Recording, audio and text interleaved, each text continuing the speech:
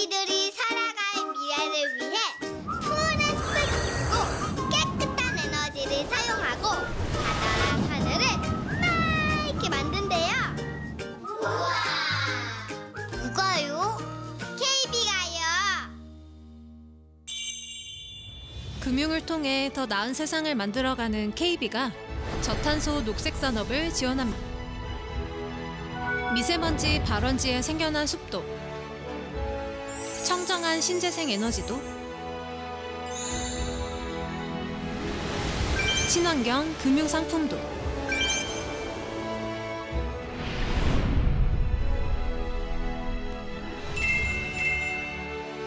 KB는 국민과 함께 아름다운 환경을 지켜가고 지속가능한 사회를 만들어 나갈 수 있도록 묵묵히 그리고 진심을 담은 ESG 금융으로 세상을 바꾸어 갑니다.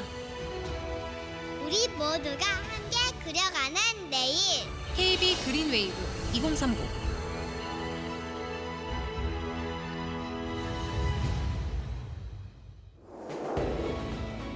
Korea Best Eco-Friendly Financial Group.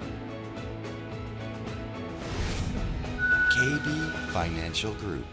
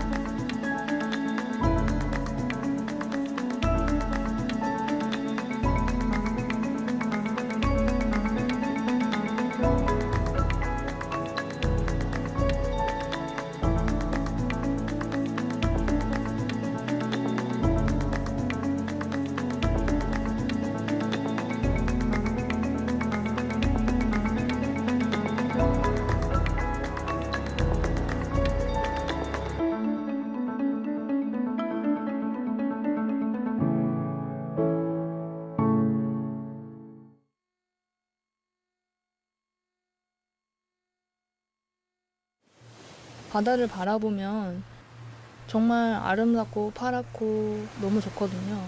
근데 이제 시선을 뒤로 돌려서 잘 살펴보면 바위 속에 정말 많은 플라스틱 페트병 쓰레기들이 있어요. 물고기들이 이렇게 바닷속에 떠다니는 페트병을 먹이로 착각해서 뜯어먹은 흔적을 되게 많이 봐요. 근데 결국은 그 물고기들이 또 우리 식탁에 올라온다고 생각하니까 또 되게 가슴이 아프죠. 폐 플라스틱을 이용해 원사를 만들어서 의류를 제조하는 브랜드가 나왔다고 해서 되게 반가웠어요. 완벽한 삶을 사는 사람은 없다고 생각하거든요.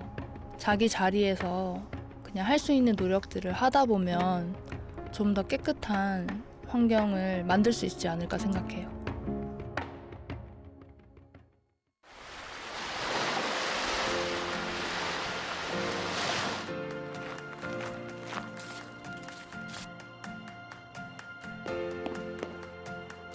우리는 왜 행복할까요?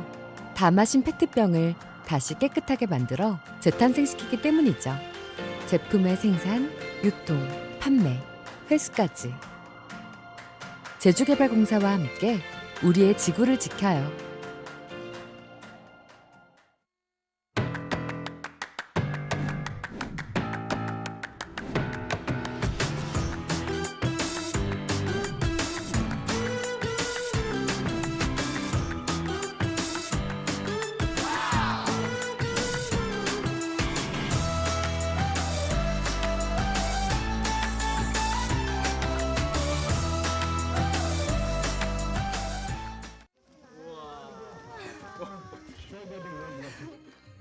마을 사람들이 축제를 열어줄 때가 있어요. 이들이 첫 해에 우리를 이렇게 만났던 반응과 몇 해가 지나고 나서 우리와 함께 이렇게 어울리는 그 분위기가 너무 달라요. 그 분위기는 그러니까 우리가 함께 이걸 이뤄냈어. 사실 이 나라 언어는 전혀 우리가 이해할 수 없는 언어고 문화도 정말 다른 문화인 거고, 근데 서로 그걸 느끼는 거죠. 우리가 함께 이걸 만들어냈구나.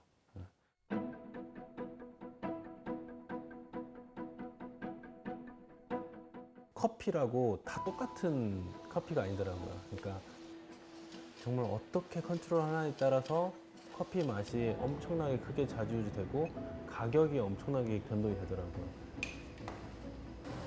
똑같은 1kg의 커피를 사더라도 더 고가로 팔 수 있는 커피를 사는 게 낫지, 한국 갖고 와가지고 팔아봤는데 사람들이 맛없다고 다시 안 찾는 그런 커피를 사올 필요는 없는 거잖아요. 근데 그거를 이제 좋은 의도로 농장에 적용을 해보자면은, 농장에서 이왕이면은 커피나무 관리를 잘 해서 좋은 퀄리티의 커피를 생산만 해준다면 우리는 얼마든지 한국에서 잘 팔 수 있는데, 이게 이제 가장 기본적인 생각이었던 거죠. 우리가 실행하는 사업 지역들에 가보면 길가에 각 국가별로 해당 마을을 도와줬다는 표지판들이 엄청 많이 꽂혀 있어요. 모르겠어요. 마을 자체가 아주 막 잘 사는 것 같지는 않아. 여전히 엄청나게 무너져 있고, 그래서 저 돈들은 다 어디로 갔나? 약간 이런 생각이 들 때도 있어요.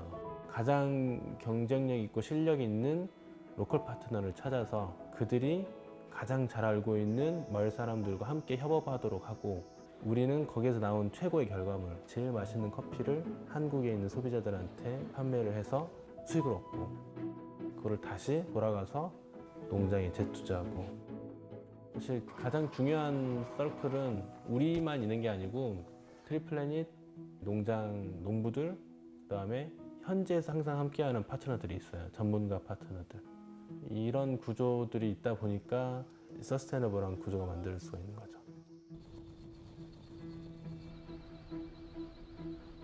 그늘나무를 심으면 커피가 더 맛있다, 이런 정도만 알고 있었는데 에티오피아에 가보니까 그늘나무 수준이 아니고 완전 그냥 정글이에요, 정글. 그러니까 커피나무가 안 보여요.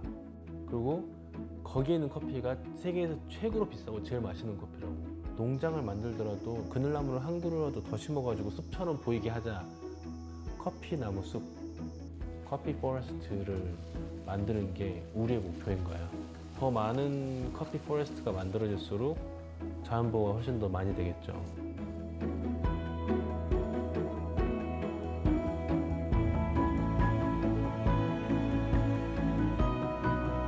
트리플래닛한테 해외 농장 사업을 개척하는 거는 그들한테도 큰 도움이 되지만, 우리가 미션을 계속 유지하고 사업을 수행하는 데에도 되게 큰 가치가 돼요. 이렇게 아름다운 숲을 이렇게 행복하고 멋진 사람들과 만들어 갈 수 있구나라는 게 우리한테도 진짜 큰 행복이 되는 거죠.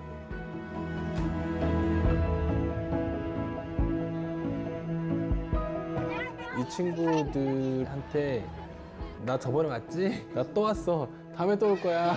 하면서 어떻게 보면은 뭐랄까, 그 후견인 같은 그런 모티베이션을 좀 줬으면 좋겠다는 생각이 있었어요. 그러니까 좀 더 퍼스널하게 그 형 또 왔네 약간 이런 느낌으로. 메이크업팜은 어떻게 보면은 서로 행복하기 위해서 만들어가는 사업이니까 농부들이나 우리나.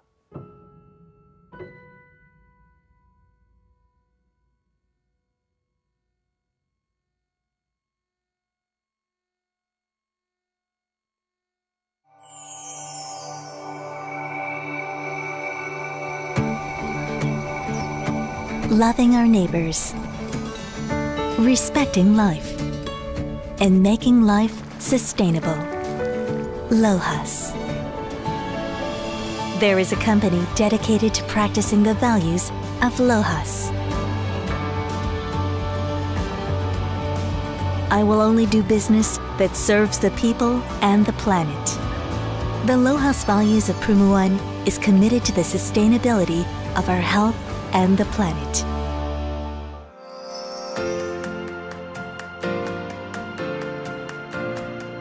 Prumuan will continue to innovate while practicing the principles of LOHAS. Our products and menus are made with less carbs, balanced nutrition, and world-class technology. Our consumers are enjoying vegetables and plant-based protein that are not only healthy, but delicious. We have high-tech farming operations that focus on the well-being of animals.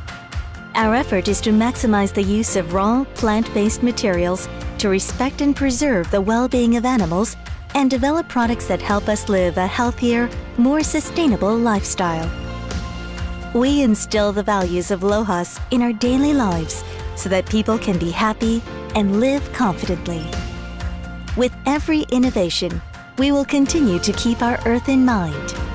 Thanks to Prumuan Institute of Technology and the principles of LOHAS, we are able to constantly innovate our positioning. Our technical institute is the first South Korean food R&D organization to get LEED Gold, a global certificate for eco-friendly buildings, a token of recognition highlighting the values and sustainability of LOHAS. Prumuan will continue to model the LOHAS principles, shaping the world of today and the future.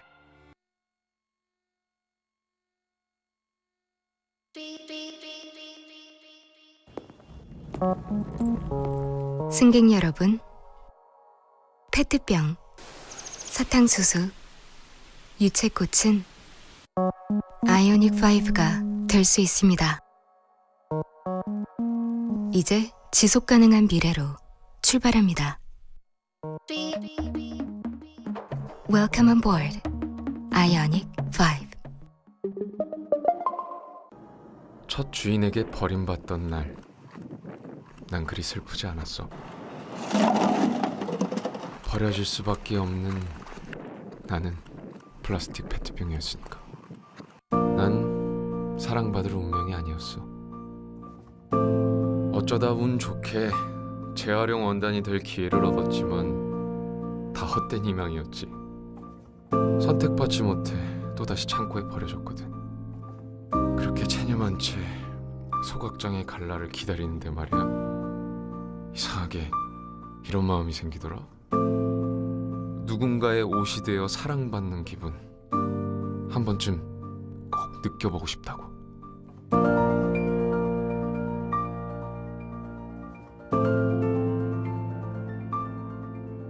이런 날 네가 구원해줬지만 가끔은 불안한 마음이 들어.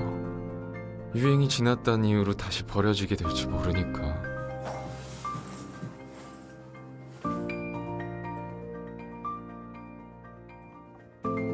너에게 부탁 하나 해도 될까? 너와의 행복이 계속될 수 있도록 나를 오래오래 입어줘. 지구를 사랑하는 당신에게 당신을 사랑하는 옷으로부터. 리 텍스타일 by WWF.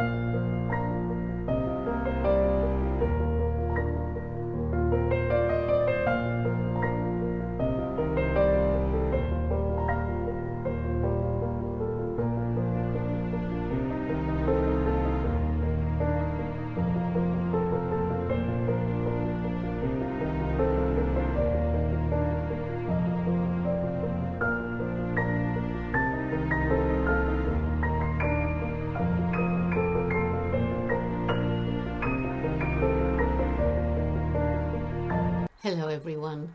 I really wish I could be with you in person, but let me thank you for giving me this opportunity to say a few words at this really important gathering.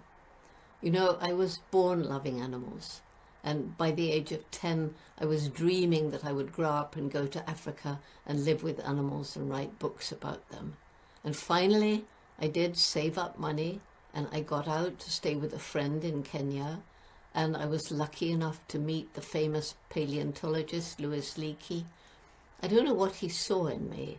I had no degree, we couldn't afford college, but he gave me this opportunity to go and live my dream, to go and study chimpanzees.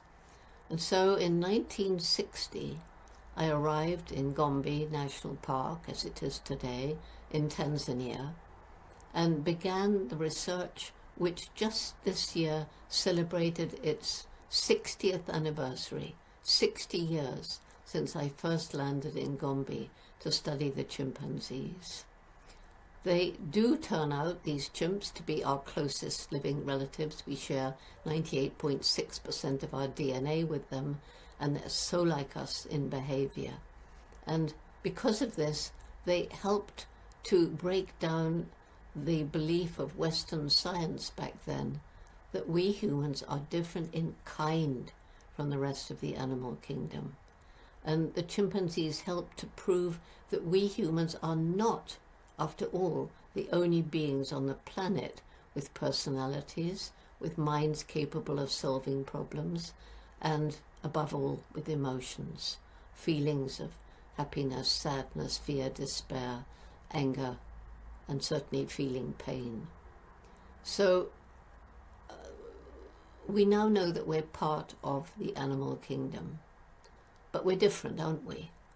And I think the main difference is this explosive development of our intellect. So animals are way more intelligent than we used to think, but only we could design a rocket that goes up to Mars and delivers a robot that takes photos. We know we don't want to go and live on Mars, and yet we, the most intellectual creature to ever walk the planet, are destroying our only home. It is our only home. This COVID-19 pandemic that has prevented me being with you and has caused suffering and economic problems all around the world. The sad thing is that in large part we brought it on ourselves by our absolute disrespect of animals and the natural world. And we've created conditions, for example, the wildlife markets, the intensive animal farming, animals crowded together in horrible conditions, and trafficking animals and their body parts around the world. We've created conditions that make it easier for a pathogen to jump from an animal to a human, where it may form a new disease, a so-called zoonotic disease. It turns out that 75% of all new human diseases are zoonotic in origin.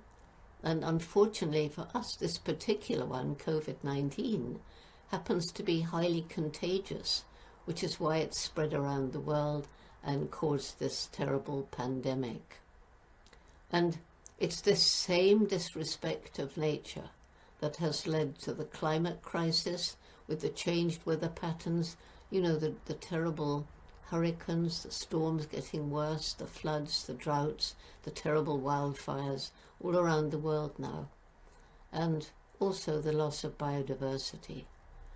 We're destroying the two main lungs of the world, the forests and the oceans, both of which absorb carbon dioxide from the atmosphere and give us oxygen. We continue to release CO2 into the atmosphere by recklessly burning fossil fuels. And these so-called greenhouse gases are blanketing the planet, trapping the heat of the sun, heating up the planet, leading to these changed weather patterns. And our farming of billions and billions of animals, and by the way, in very cruel conditions, but they all produce methane gas in their digestion, and that's another of these greenhouse gases that are warming the planet.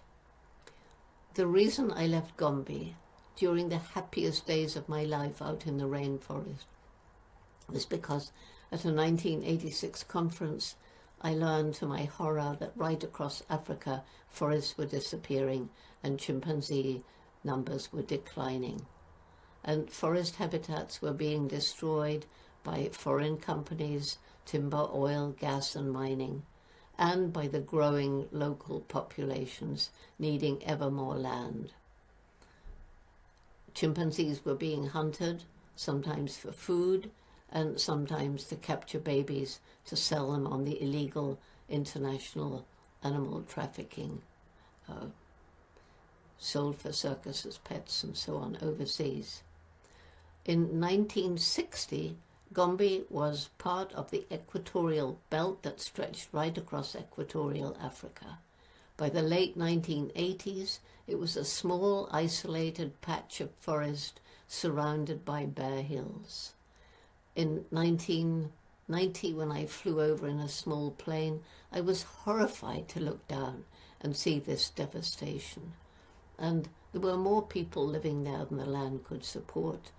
Their farmland was overused and infertile. They were cutting down trees in their desperation to grow more food or make some money from charcoal. They were too poor to buy food from elsewhere.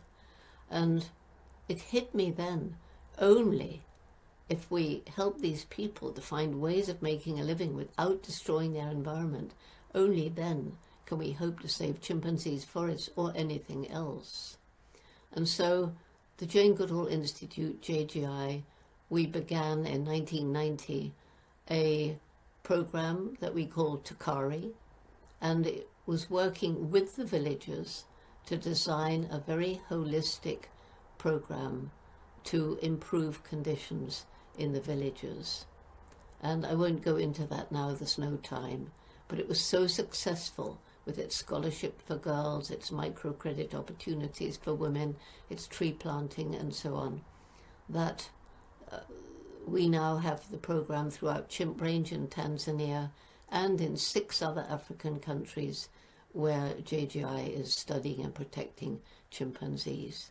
So all of these people have now become our partners in conservation because they're understanding that protecting the environment isn't just for wildlife, it's also for their own future, that they need the forests to control, to mitigate the climate and rainfall and so on. And so they've all become our partners, which is the only way we can ensure long-term conservation. Thing is that we're part of the natural world. We depend on it for food, water, for everything. But it's healthy ecosystems that we depend on. And these healthy ecosystems are comprised of the interrelated plant and animal species that make up the biodiversity of an ecosystem. I call it the tapestry of life. And as more and more species, each one playing its role, become extinct, so this tapestry of life becomes increasingly tattered, and eventually the ecosystem will collapse. This is why protecting biodiversity is so terribly important, along with slowing down climate change. I mean, it's crazy to think that there can be unlimited global economic development on a planet with finite natural resources and growing populations of human and their livestock. And already in some places, these resources are being used up faster than nature can replenish them. So it's very clear, isn't it, that we must develop a different relationship with the natural world and a different, more sustainable, greener economy. It won't be easy, but if we don't do it, what is the future like for your great-grandchildren and mine? There is hope we can turn things around. Nature's very resilient. There are no more bare hills around Gombe. The trees have come back. And there are many examples of areas that we've destroyed, given time and perhaps some help, can once again support nature and life. Animals have been rescued from the very brink of extinction by people who care and given a second chance. And people are now using this intellect that we have, scientists are creating innovative solutions to help us live in greater harmony with nature, you know, solar and wind power and all that sort of thing. And as individuals, people are beginning to try and live their lives more sustainably.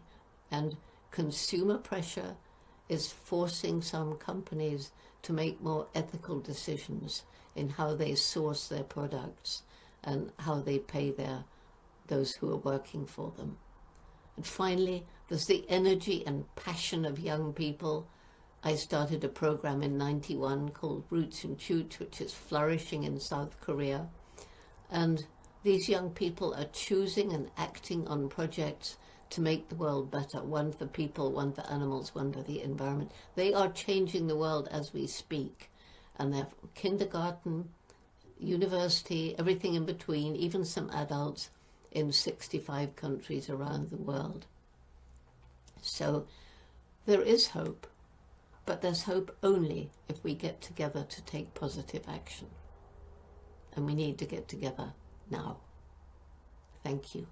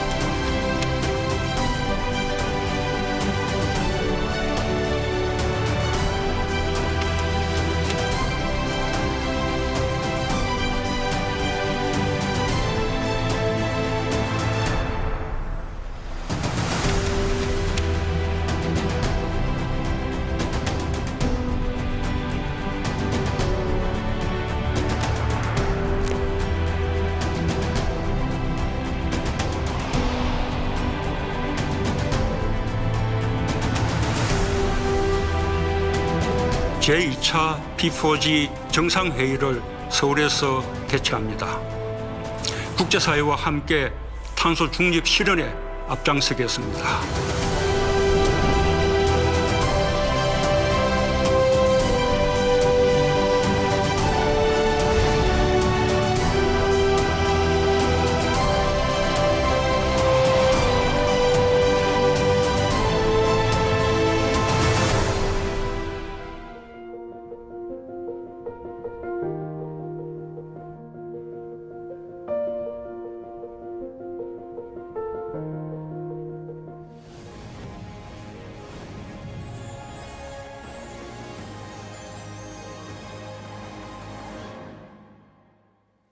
It is with hope for the success of the 2021 P4G Seoul Summit and its meaningful progress for mankind and the environment that we start today's Green Future session on biodiversity.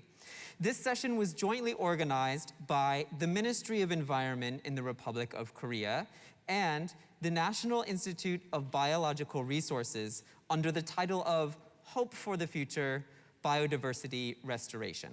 My name is Tyler Roche, and I will be the moderator for this session. We have prepared this session in an online format to reach a wider audience during the COVID-19 pandemic. Thank you for joining us from all over the world. There are numerous environmental challenges that we are facing around the world today, with one of those being the loss of biodiversity. I believe now is the time to take a moment to better understand what biodiversity is and why it matters to everyone. Before we move any further, we have a special clip prepared for you. Check it out.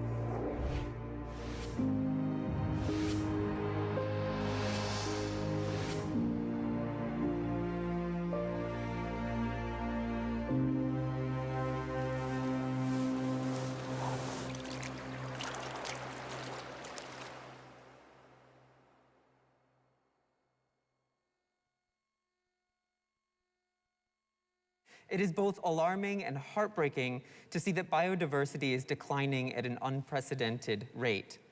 To help us deeply understand this topic, I would like to invite today's keynote speaker, who has a profound understanding of climate change and biodiversity loss. I have the honor to welcome the 8th UN Secretary General, Ban Ki-moon, who is currently the President of the Assembly and the Chair of the Council of the Global Green Growth Institute. Today, Mr. Ban will touch upon why we need everybody's participation for the restoration of biodiversity and a keynote for the Green Future session on biodiversity.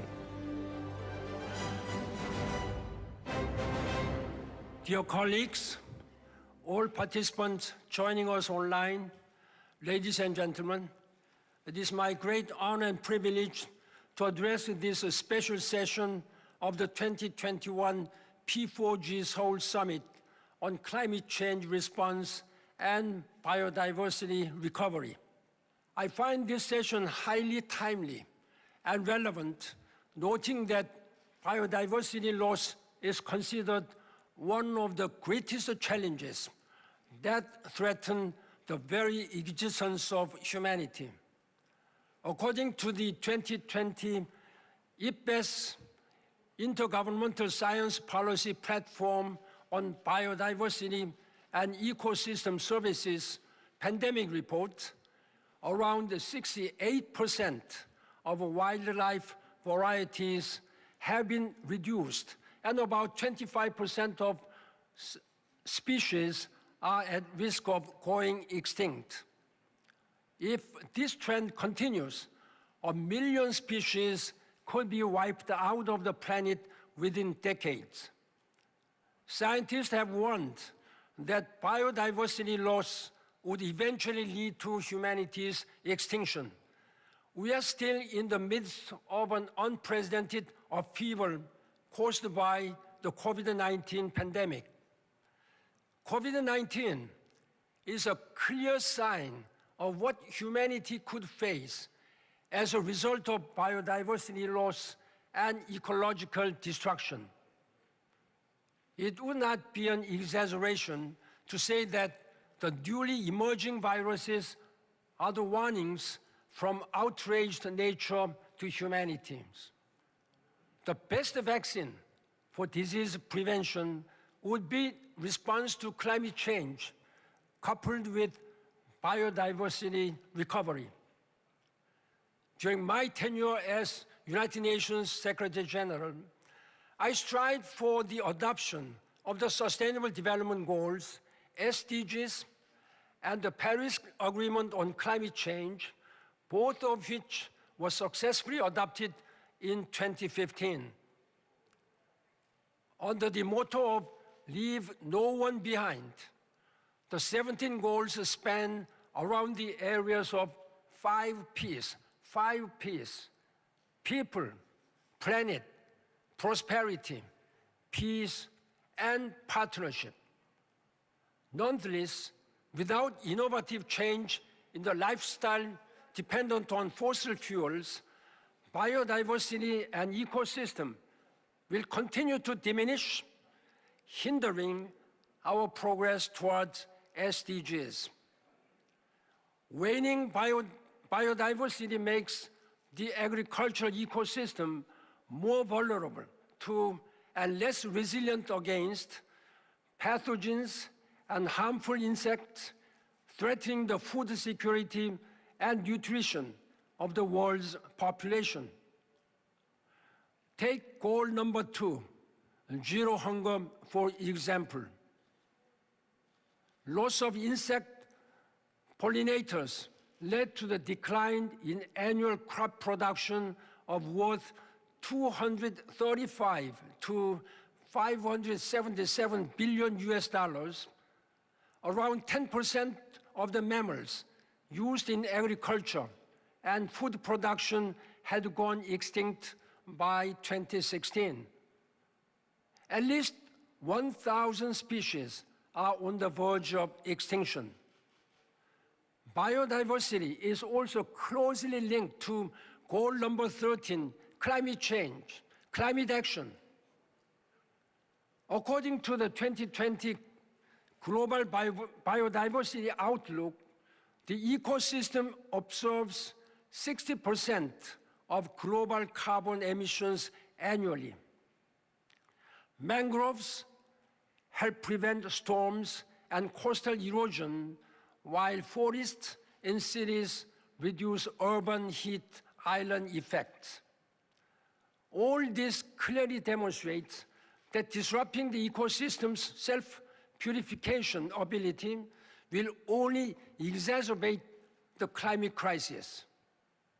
We urgently need to come up with nature-based solutions to protect our ecosystem and restore biodiversity for all living creatures on Earth to coexist in harmony.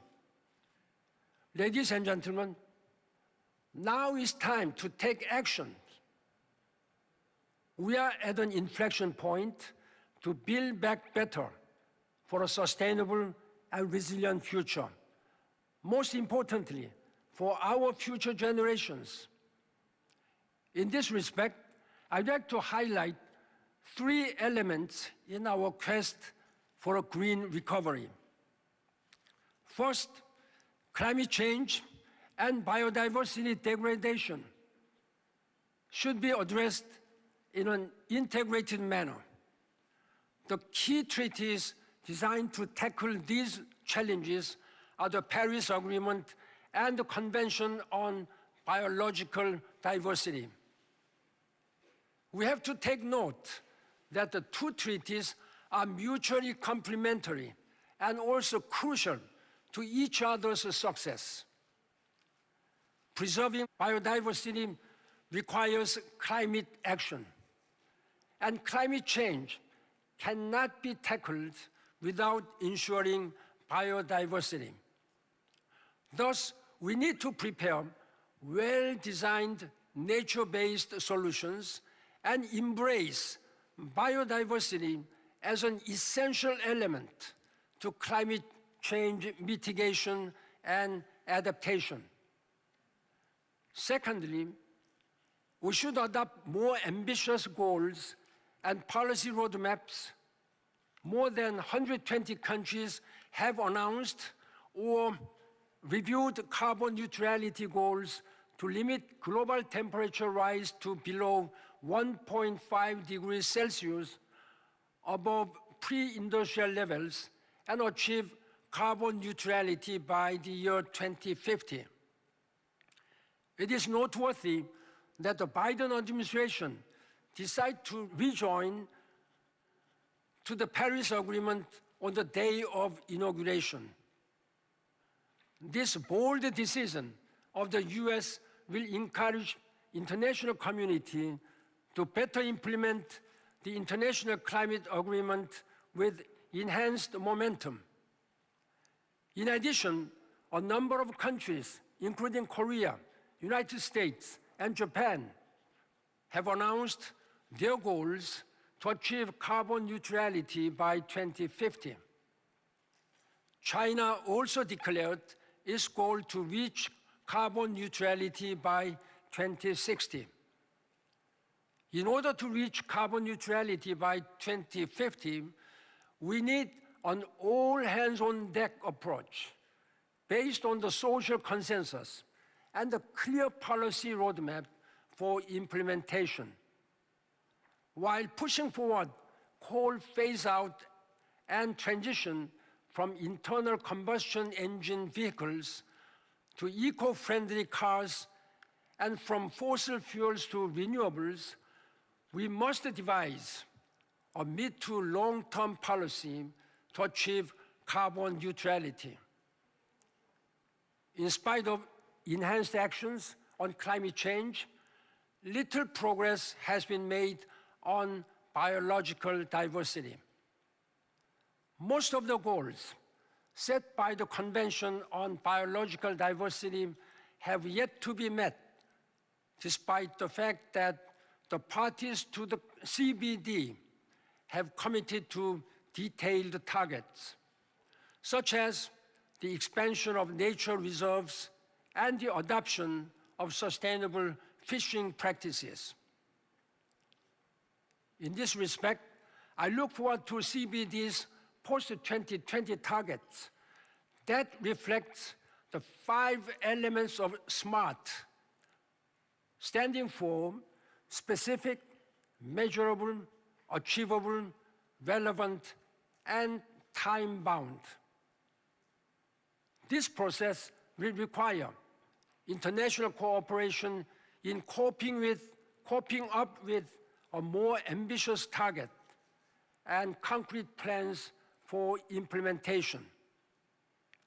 Lastly, while governments and the international community have roles to play, all other stakeholders should work hand in hand to restore and preserve biodiversity and respond to climate change. To bend the curve of biodiversity loss, which is indispensable for sustainable development and future generations' very survival, all global citizens must partake in changing their production practices and consumption patterns. Good examples would be changing of consumption and purchasing behaviors and cutting down on food waste. Such small actions made by all of us can make a big difference in protecting the living beings on Earth and tackling climate change. This is why the P4G Seoul Summit is all the more significant, since it engages governments, businesses, and civil society and supports public-private partnership projects. I truly hope that the summit will instill the importance of biodiversity in more people and bring them on board in the efforts to leave the beautiful Earth and its wildlife to our future generations. Ladies and gentlemen, as I have stressed on various occasions, let us remember that there is no planet B and therefore no plan B. We have to listen carefully to Mother Nature's warnings. We cannot negotiate with nature. This may be our only chance to turn the tide. We must achieve sustainable development through social and economic paradigm shift. Let us act on it now, not only for us, but for our future generations. I look forward to all the countries around the world achieving greater unity and solidarity for our long journey of climate action. Thank you. It's clear that the issue of biodiversity has not received the attention that it deserves or requires. That's why we have to act now. So on that note, let's move into the presentation segment of our session. I will open the floor to presenters who are committed to biodiversity and environmental conservation. Before we move on, I would like to take a moment to share with you a special video message that we received from a world-renowned primatologist and anthropologist, Dr. Jeingu달. She has deep compassion for both humans and animals and our shared environment, having spent nearly 40 years studying and living among chimpanzees in the wild. Here's what she had to say. Hello, everyone. This is Jeingu달. And first, I want to thank you for inviting me to take part in this really important gathering. It was when I was in the rainforest in Tanzania studying chimpanzees that I really learned firsthand about the interrelationship of all species of animals and plants in that ecosystem, and learned how each one had a role to play in that complex tapestry of life that we call biodiversity. And I learned how the extinction of even a small, seemingly insignificant species, in some cases, can have a ripple effect that can lead to ecosystem collapse. I think you'll all agree that at the present time, our planet is facing really serious problems. The twin crises of biodiversity loss and climate change are just two of them, but they're the main ones.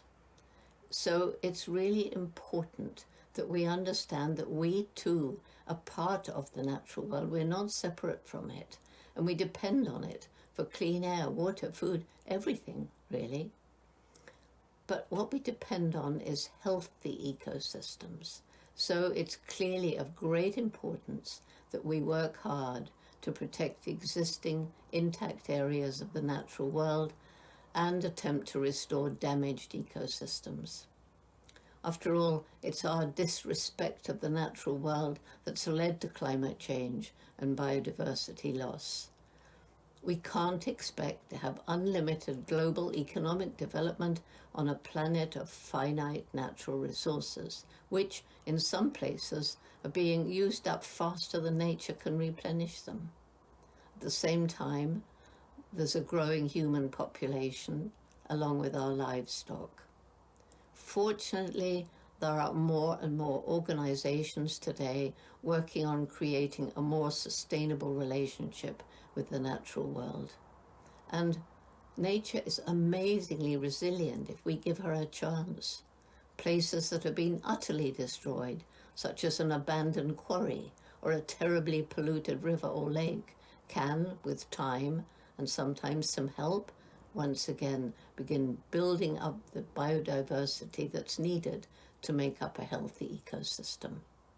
At one time, the Little Gombe National Park, where for 60 years I and my team have been studying chimpanzees, was part of the great forest belt that stretched across equatorial Africa. That's how it was in 1960 when I began. But by the late 1980s, Gombe was just an isolated patch of forest surrounded by completely bare, treeless hills. People living there in poverty had cut down those trees in desperate effort to find new soil for growing crops to feed their growing population or for charcoal to get some money. So in 1994, the Jane Goodall Institute began working with the villagers, helping them find ways of living without destroying their environment, helping to lift them out of poverty. And today, there are no more bare hills. Part of that program that was really important was education, environmental education. Today, trees and other vegetation have grown from seeds that were lying dormant under the soil. And areas of land around the park have been set aside by the villagers as a buffer zone between the chimpanzees and people. And along with the vegetation, animal species have recolonized the area, moving out from the park and providing that biodiversity that is so important. And land has also been set aside to allow the isolated chimpanzees to once again have interaction with other remnant groups and thus prevent the danger of inbreeding. Finally, I'm really encouraged by the growing number of rewilding programs that are becoming very successful in some countries. For example, huge areas have been set aside as a result of cooperation between different European countries, and some animal species that have been extinct for years and years have been successfully reintroduced. It's so important to share stories of success because that gives people hope that we can turn things around before it is too late. We must get together now and each play our part.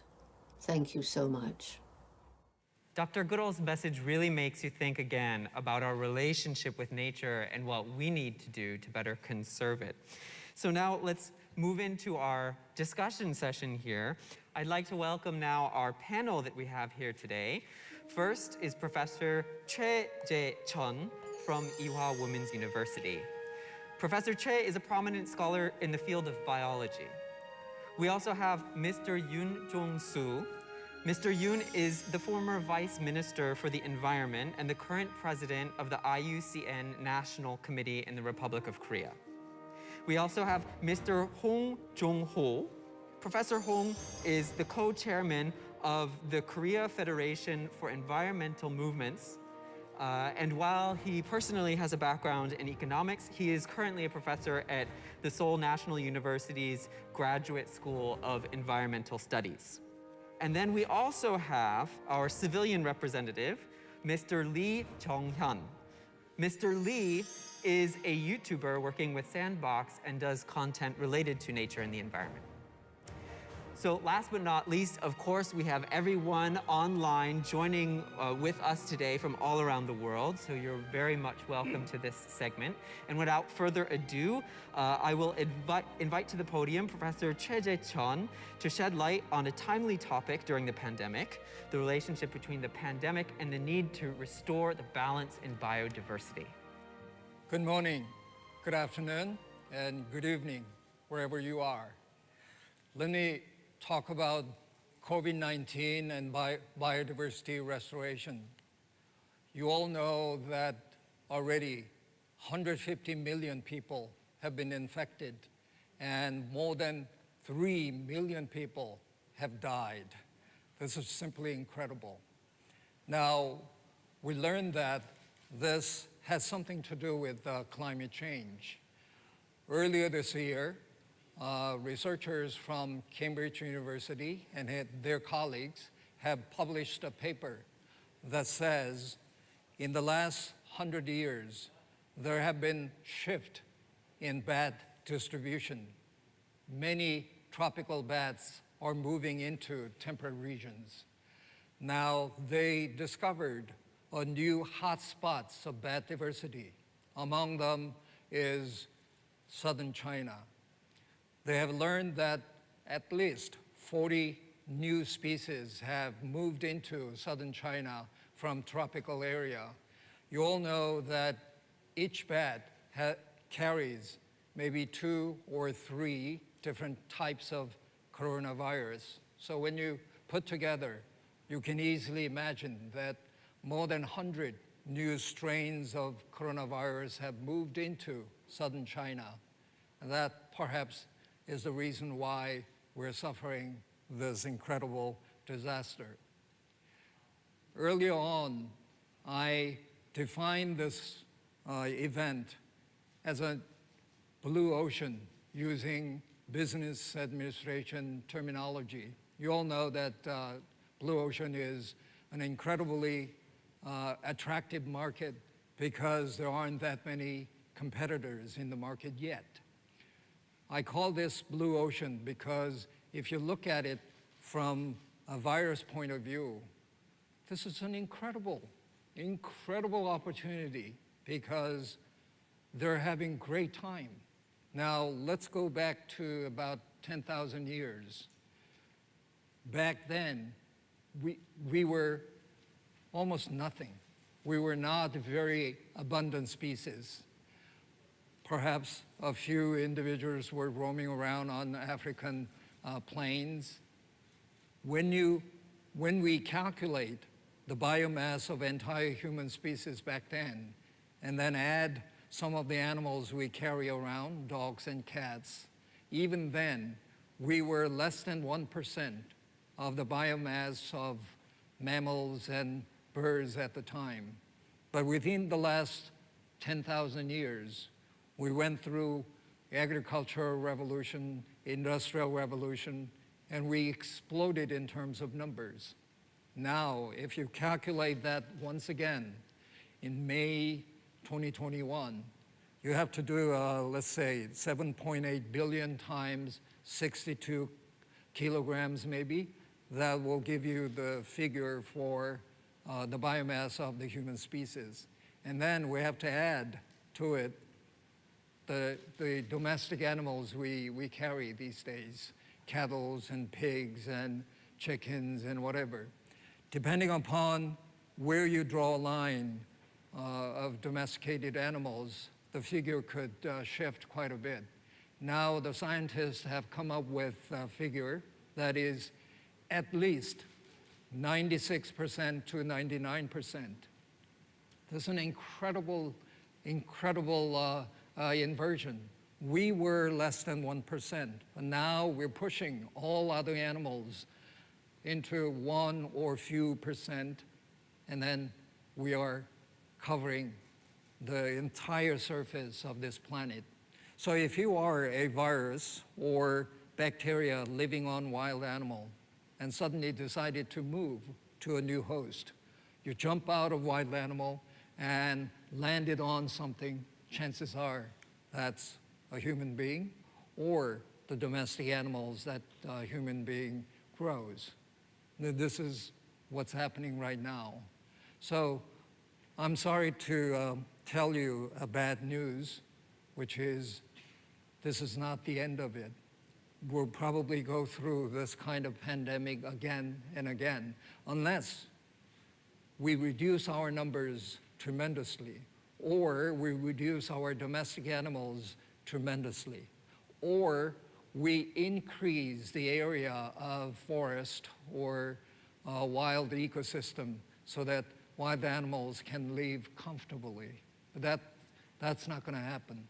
Then chances are we're going to suffer this kind of pandemic, epidemics again and again, and probably much more frequently. Now, I write newspaper columns. I actually have done for more than 25 years. I wrote some silly article called Advocate for Migratory Birds.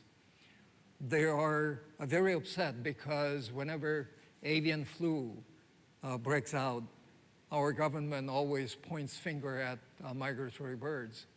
They think the migratory birds are carrying the virus and give it to our chickens and ducks. That's probably not true. They carry, but they don't really transfer them to the domestic animals we grow. I had to write the same kind of article again, advocate for wild boars, because of African swine disease. We're killing the wild boars out in the mountain these days. Now, it's not the problem of wild animals. The problem is the way we grow, the way we cultivate our animals. We reduce their genetic diversity tremendously. So they're almost like cloned animals. So one animal is infected, the other ones will get almost automatically. And then we don't let them have social distancing. We grow them in factory setting. And that's why once 1 or 2 animals got infected, the problem is incredible. Now, if you are a science addict, you probably have read Selfish Gene. The much of the theoretical background for that book has come from the great late William Hamilton. The Hamilton has said in his article somewhere that nature abhors pure stands. What does that mean? Nature never becomes pure. Nature always diversifies. You are hearing these days the coronavirus has many variations. British variation, South African variation, now in India, and the variation creates variations. It's almost in cycle. The problem is we are going against the stream of nature. Nature always diversifies, but we always kills diversity. And I think this is the one we have to learn from Pope Francis. Pope Francis, in 2019, I think it was November, has declared that ecological sin as original sin. What that means is we are all created by God, according to the Pope, but then among the creatures, we think we're strong so that we are killing others, other creatures. God wouldn't be pleased. So he defined this as original sin. Now, if we listen to Francis, Pope Francis, this kind of disaster wouldn't have happened. Let me summarize what happened until now. I'm sorry to say this, but we are extremely lucky this time because it used to take 10 to 15 years to develop a vaccine and supply. But this time, we came up with a very good vaccines within a year. So we're very lucky, thanks to life science. But we can't be lucky all the time. So I created 2 other vaccines, which are behavior vaccine and eco vaccine. We wash hands very nicely, and then we cover our mouth with a mask, and then we keep the social distance. These are the kind of things we can do behaviorally to protect ourselves from virus. That's behavior vaccine. There's even better vaccine. That's eco vaccine. If you somehow keep the virus from coming from natural environment to human system, this kind of thing would never happen. I hope we keep these 2 vaccines in hands and become a better world, become living in the better world. So I say we need to give up the calling ourselves Homo sapiens, wise human being, and we are somehow reborn as a Homo symbios, the one who shares the planet Earth with other living organisms. I think we need to embrace ecological turn if we wish to live on this planet for a longer period of time. Thank you very much.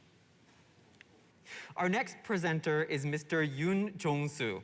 Having overseen Korea's environmental policies in his former capacity as the Vice Minister for the Environment, he currently heads the IUCN National Committee in the Republic of Korea.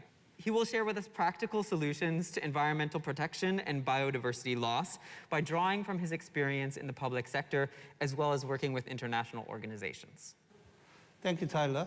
We have paid a lot of attention to climate change issue, but not that much to biodiversity loss, even though loss of biodiversity is a key agenda for achieving the SDGs, Sustainable Development Goals for the Republic of Korea.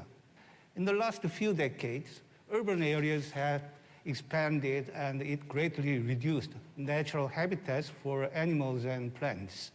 And we have witnessed a drastic loss in biodiversity. In the past 20 years, the forest cover has decreased by 2.1%, agricultural land by 16%, wetlands has decreased by 20%. In terms of meeting the 2020 Aichi target adopted by CBD, Korea is far short in meeting the target for protected area. CBD has recommended 17% of terrestrial lands to be designated as protected area by 2020. However, Korea has yet to surpass 12%. As a response to your question, I'd like to highlight a few points that we should focus in fostering actions in nature conservation in Korea as well as in the world. First is uptaking nature-based solutions, or NBS. A key strategy to address climate change and biodiversity loss at the same time is NBS, a concept which was first created and developed by IUCN. IUCN has been collecting and sharing how countries and communities are incorporating NBS in their national policies. You can find the best practices of NBS in the webpage of IUCN.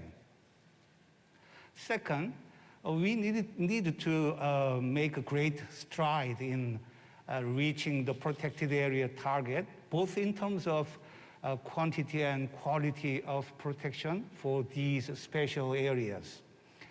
IUCN has been promoting the green list of protected areas, which is the first global standard of best practice for area-based conservation. One innovative way to meet this goal is the National Trust Scheme, which is already adopted in the developed countries. One of our IUCN Korea member has driven this initiative. This is a grassroots land purchasing program. For example, general people or companies can donate some money for purchasing the land or forest to prevent the undesirable development. It has been successfully launched in 2007 in Korea. So far, it has been able to ensure 1,000 hectares of ecologically important areas to set aside for the future generation. Third, we need to introduce quantity-based approach to nature, like setting a cap in carbon emissions.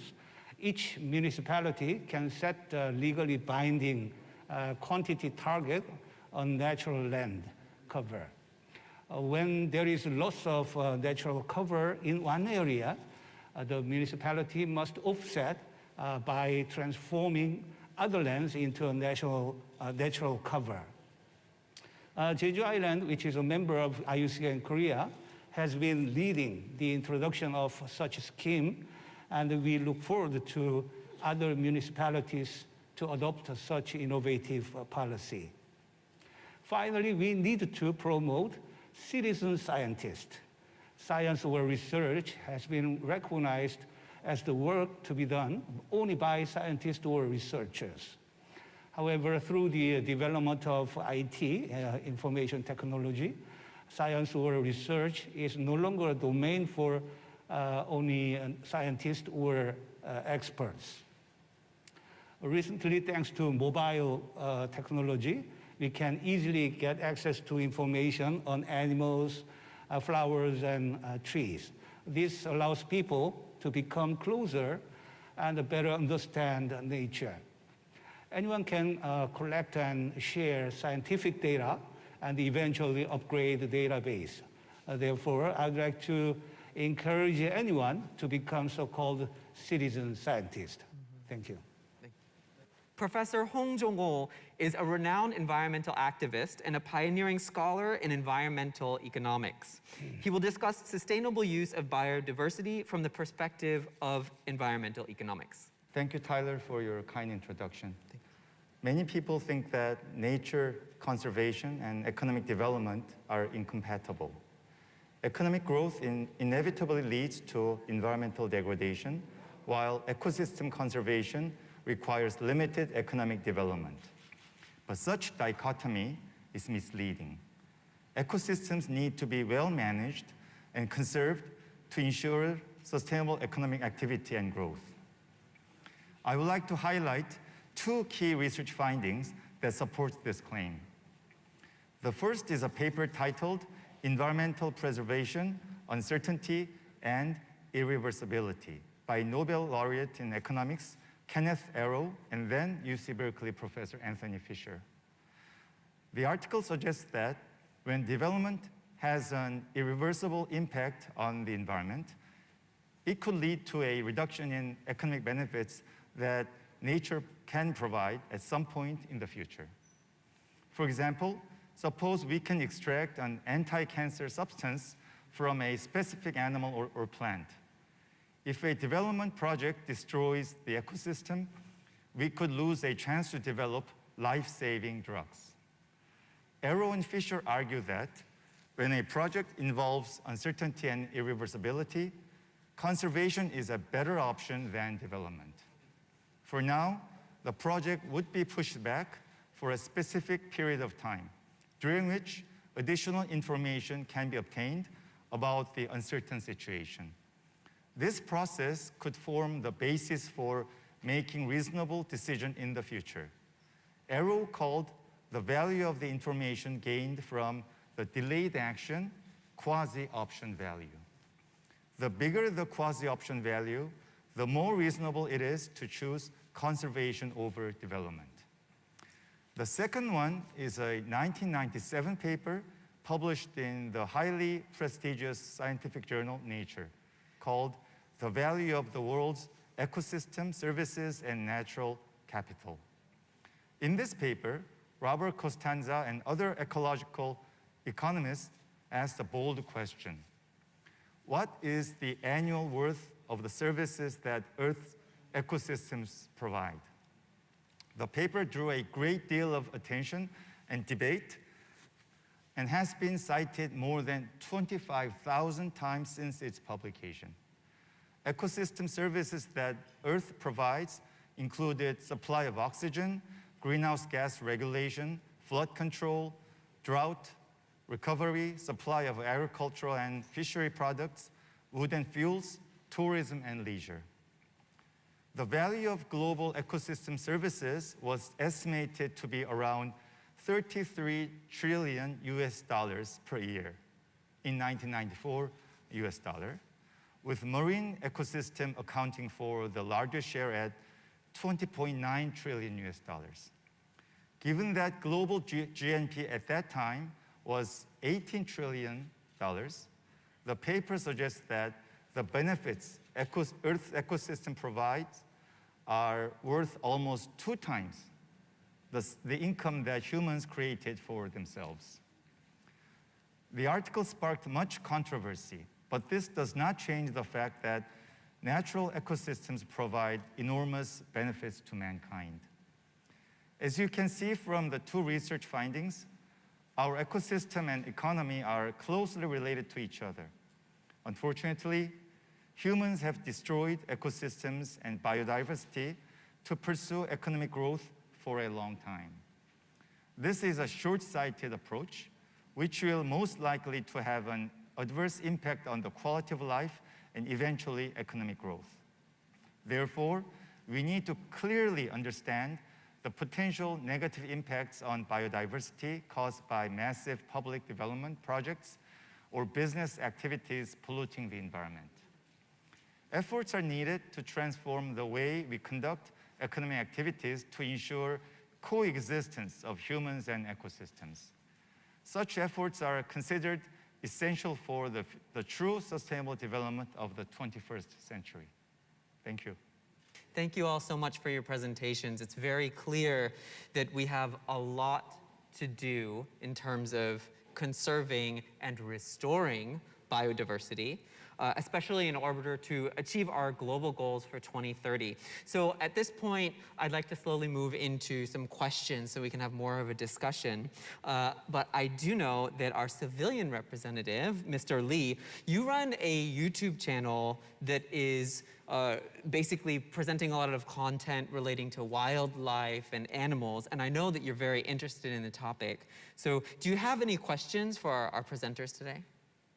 Zoonotic disease mostly remained endemic in the 20th century, but as we move further into the 21st century, we are seeing the emergence of genetic diseases that are pandemic, such as COVID-19. What do you think are some of the factors driving this trend? Thank you for the question. I think it's an important question. I think it's primarily a matter of frequency. In the 20th century, you know that Spanish flu broke out in 1918, but then we had a few incidences of cholera and a few others. And when we go back and look at the interval of outbreaks, it's about 20 to 30 years. But then as soon as we moved into 21st century, now SARS came out in 2003, and then MERS, Ebola, Zika, and all kinds of avian flu and swine flu, and then now COVID-19. We looked back, it's almost 2 or 3 years interval we're having these diseases. But then not all endemics have to become pandemic. There's a human aspect. I think in this case, the case of COVID-19, perhaps we failed in initial quarantine and somehow this became a worldwide event in a way. So it's important that we understand the frequency getting greater, but that means that we have to really be prepared against this kind of occurrences. I think that's most important aspects. I also actually have a question. I have a question for Mr. Yoon, actually. In your presentation, you mentioned nature-based solutions, NBS. And I think this is fascinating, but I just haven't seen it in policy, really. So why isn't NBS more emphasized in national policy as an approach to solving the climate crisis? There can be many reasons why NBS is not well reflected in national policy, but the bottom line is the lack of political will. Biodiversity agenda in many countries are not on the top of its national policy priorities. They say manufacturing industry is more important. They say there are many more important things. This is the general perception. Today we are saying that the biodiversity is very important. Biodiversity and climate change are said to be closely linked. It is true that climate change and biodiversity loss are already suffering planetary boundary crisis. We have to take urgent actions. There is a saying that the political will is like an elephant in the room, which means anyone can know because it's huge, but no one wants to make a comment on that because it is very sensitive. Therefore, we need to continue to urge our political leaders to incorporate a biodiversity agenda as well as climate change agenda together in all major national policies in all sectors. So it wouldn't be fair if we're the only ones asking the questions. P4G is all about partnerships, right? So let's see who we can get. Who online has a question for any of our presenters today? Do any of you have a question you'd like to ask? Yeah, actually I do. Thank you for giving me the opportunity to ask a question. I also like to thank Professor Ng for his wonderful presentation. So my name is Awal Samuel, a graduate student at Chungbuk National University in Korea. So my question goes like this. Whenever we're given a choice between environment and development, we usually go for development. And I think this might have led to the degradation of biodiversity that we're seeing today. So I wonder if it is possible to strike a balance between environmental conservation and economic growth.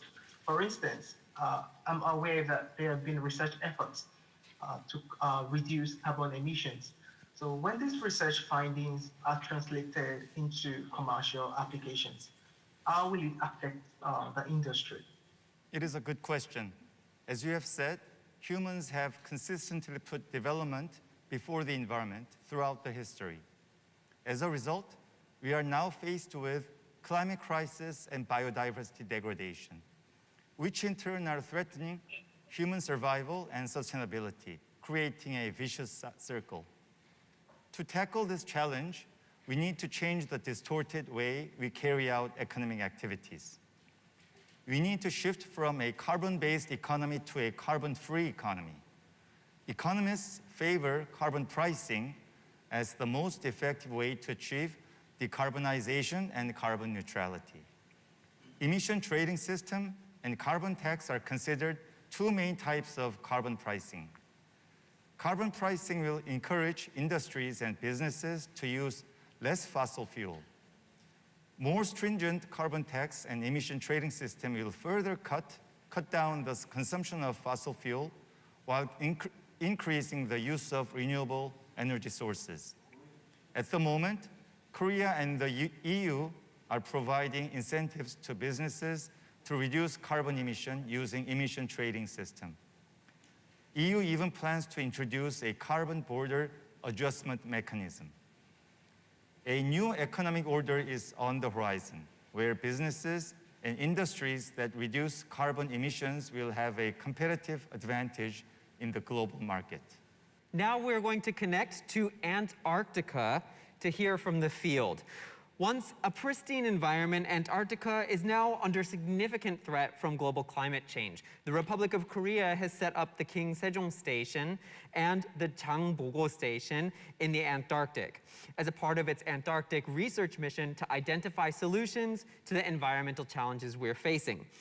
It also designated Penguin Village near the King Sejong Station as an Antarctic specially protected area to ensure the conservation of many species in the area. To find out more, Minister of the Environment Han Jong-ae connects live to the King Sejong Station in the Antarctic. 안녕하세요. 환경부 장관 한정혜입니다. 예, 안녕하십니까? 남극이 춥죠? 여기는 이제 약간 여름을 향해서 가는, 봄은 지나고 여름을 향해서 가고 있는데 거기 지금 날씨는 어떤가요? 현재 남극은 겨울로 접어드는 기간입니다. 기온이 영하로 떨어져 많이 춥고 바람도 많이 불고 있습니다. 며칠 전에는 블리저드가 불어서 눈이 2m가 넘게 쌓이기도 하였습니다. 건강 조심하셔야 될 것 같습니다. 네. 우리가 이제 세종과학기지 설립된 이후로 굉장히 많은 연구 진행하고 계신데 혹시 지금까지 관련한 연구 성과 또 향후 우리 세종기지가 맡은 역할에 대해서 더 확대해야 되는 것 이런 것들 어떤 것이 있을까요? 네, 세종과학기지에는 남극의 특수한 생태 환경과 그곳에서 살아남은 생물들을 연구하고 있습니다. 남극에만 사는 생물들을 남극 고유종이라고 하는데 이곳에서 여러 차례 고유종들을 발견한 바 있습니다. 2014년도에 찾은 요강류에는 킹 세종 제네시스라는 이름을 붙이기도 하였고 우주 최강 생물로 알려진 물곰이라는 신종도 발견하였는데 앞으로 이 종의 생태적 유전적 특성을 밝혀낸다면 다양한 산업 분야 및 관련 연구에 기여할 것으로 생각합니다. 기대가 또한 큽니다. 환경에 적응한 생물들의 유전자에는 화장품이나 의약품으로 활용할 수 있는 특성들이 존재하여 관련 연구도 진행 중에 있습니다.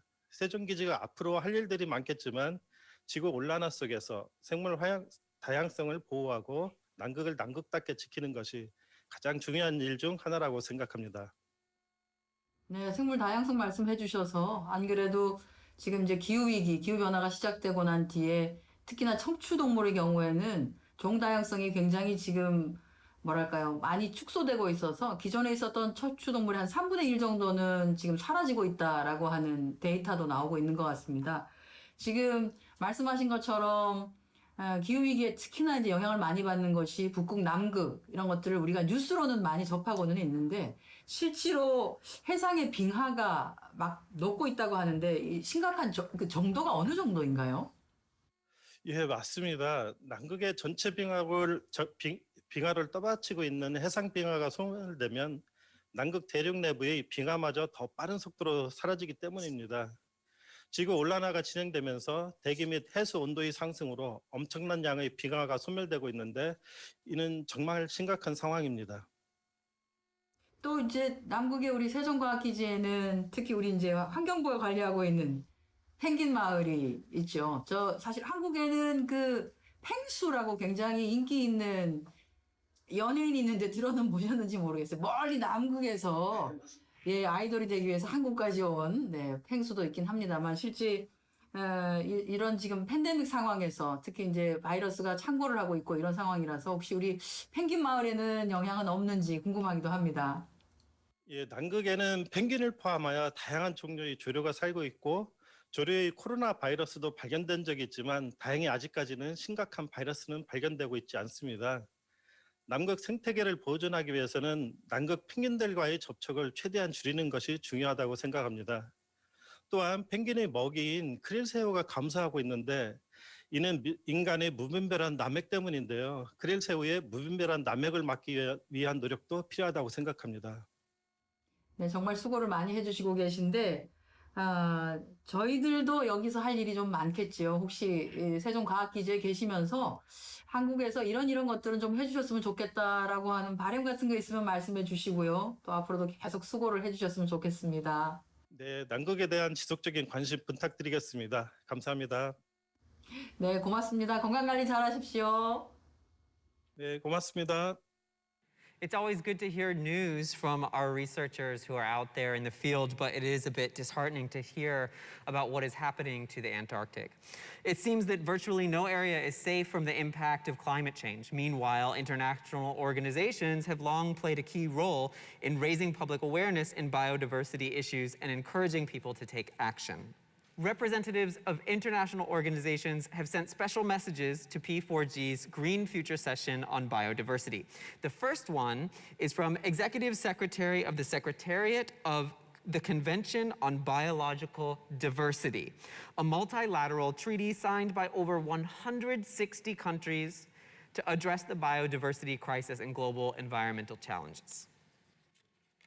Dear colleagues, ladies and gentlemen, let me start by thanking the government of the Republic of Korea for inviting me to deliver this message. It is an honor to speak to you today during the Green Future Week as a pre-event to the leaders' session of the P4G Seoul Summit.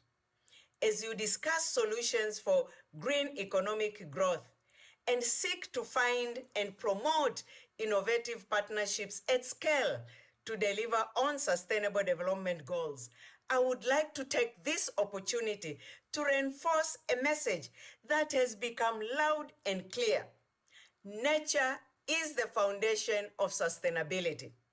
Scientists, policymakers, and the international community now recognize that sustainable development relies on healthy and resilient ecosystems. Food and agriculture, water and energy, some of the key areas that will be the focus of your discussions, rely on services provided by health and diverse ecosystems, and nature will play a critical role to combat the effects of climate change. Nonetheless, biodiversity loss and ecosystems degradation already affect the livelihood of billions of people. The impacts of climate change that are now collectively experiencing are also as a result of mismanaged natural capital and the exploitation of nature. Additionally, unsustainable interaction with nature can increase the risk of potential future pandemics. While 60% of non-infectious diseases and 75% of emerging infectious diseases are zoonotic, the mismanagement of wildlife and their habitats contribute to the risks of emerging infectious diseases outbreaks. Repairing and reconciling our relationship with nature is one of the most secure, resilient, and sustainable solutions to the climate crisis. Conserving and restoring ecosystems and reversing the loss of biodiversity will lead to several multiple benefits, such as climate change mitigation, adaptation, and disaster risk reduction, halting land desertification, and abating the conditions for the emergence of other zoonotic diseases.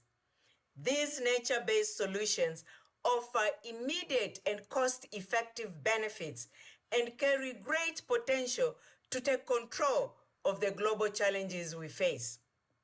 Moreover, One Health approach must be taken to promote sustainable, healthy, and just recovery from the pandemic. This approach recognizes the interconnections between human health and the health of our planet and can therefore strengthen the resilience of social, ecological, and economic systems. Several processes are already underway to secure and ensure the protection of nature. Negotiations under the Convention on Biological Diversity for a post-2020 global biodiversity framework will take place this year, with the preparatory work leading to the 15th meeting of the Conference of the Parties to take place in Kunming, China in October. This new framework will remain and aim to be ambitious, inclusive, and holistic in scope so that together we can bend the curve of biodiversity loss. This year also marks an important milestone on nature. alongside its sister Rio conventions.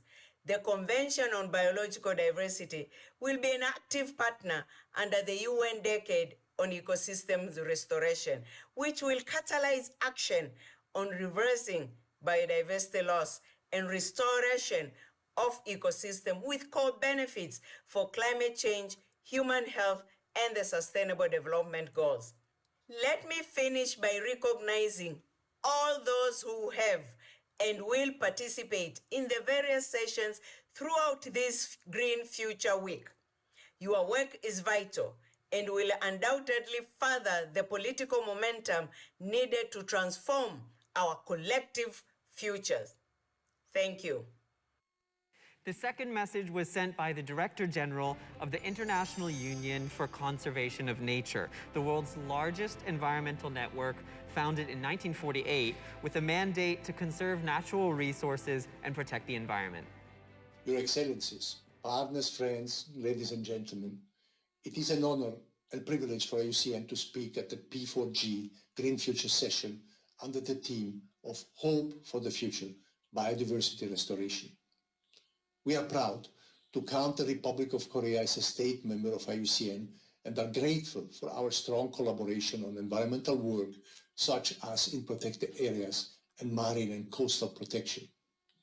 IUCN is thankful for the Republic of Korea's long leadership in nature conservation and the active promotion of its experience through programs such as the Forest Ecosystem Restoration Initiative. Such priorities align closely with IUCN goals.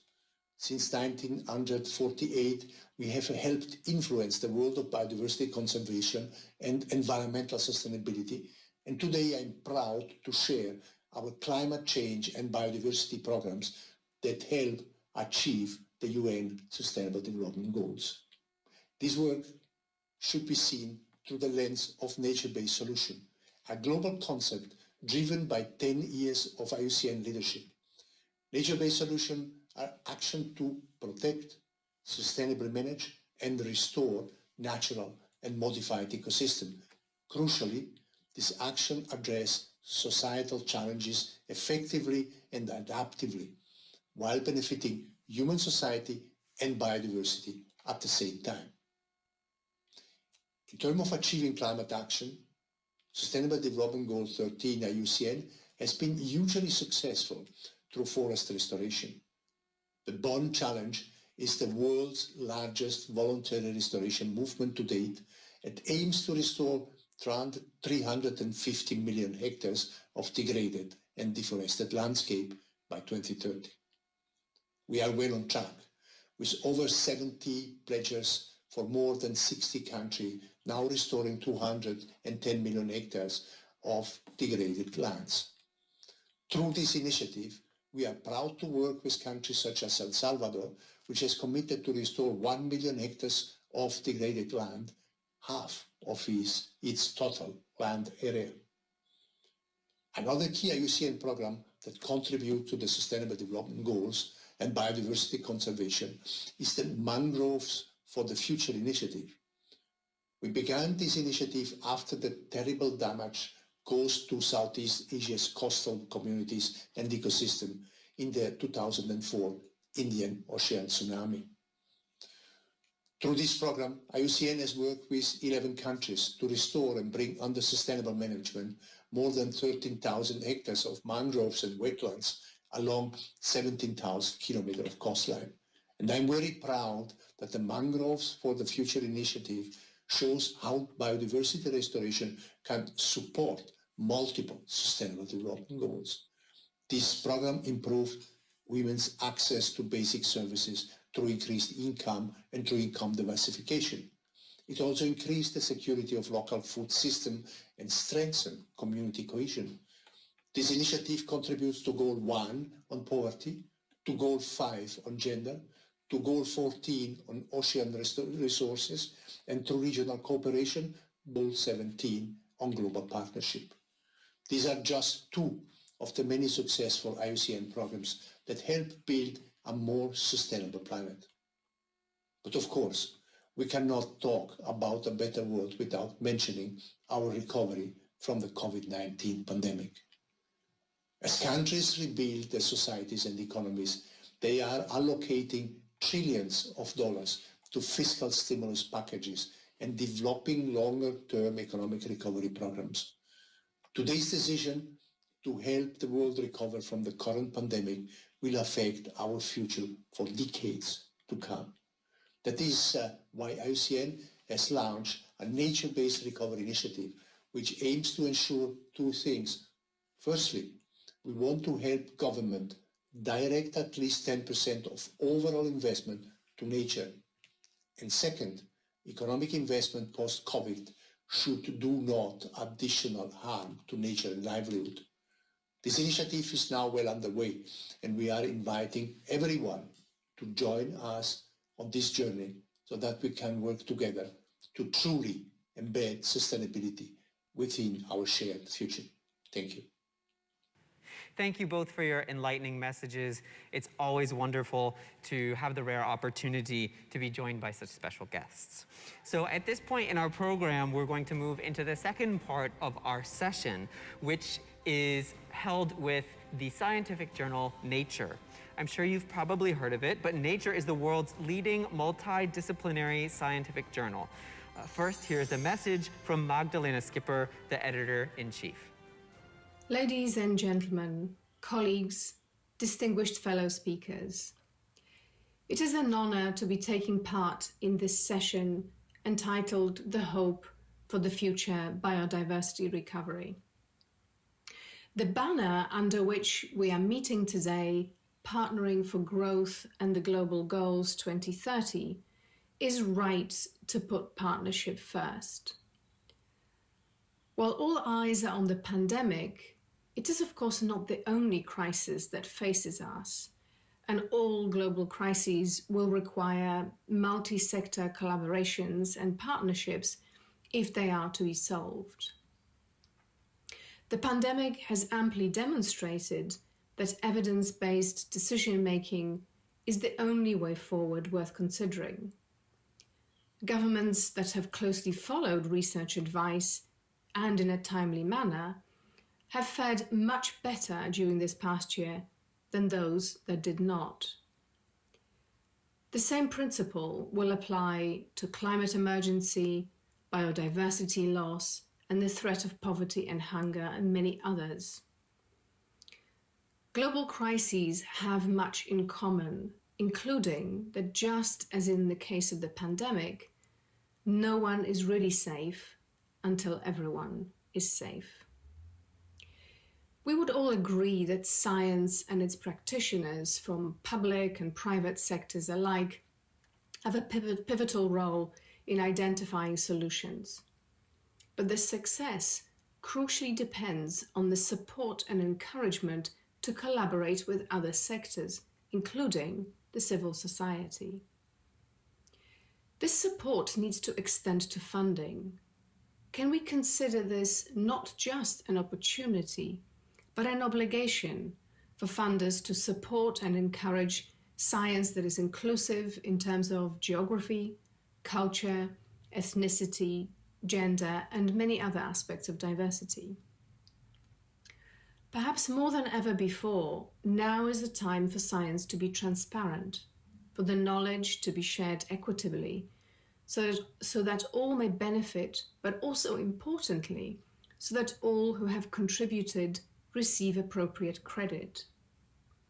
We all have a role to play in ensuring this.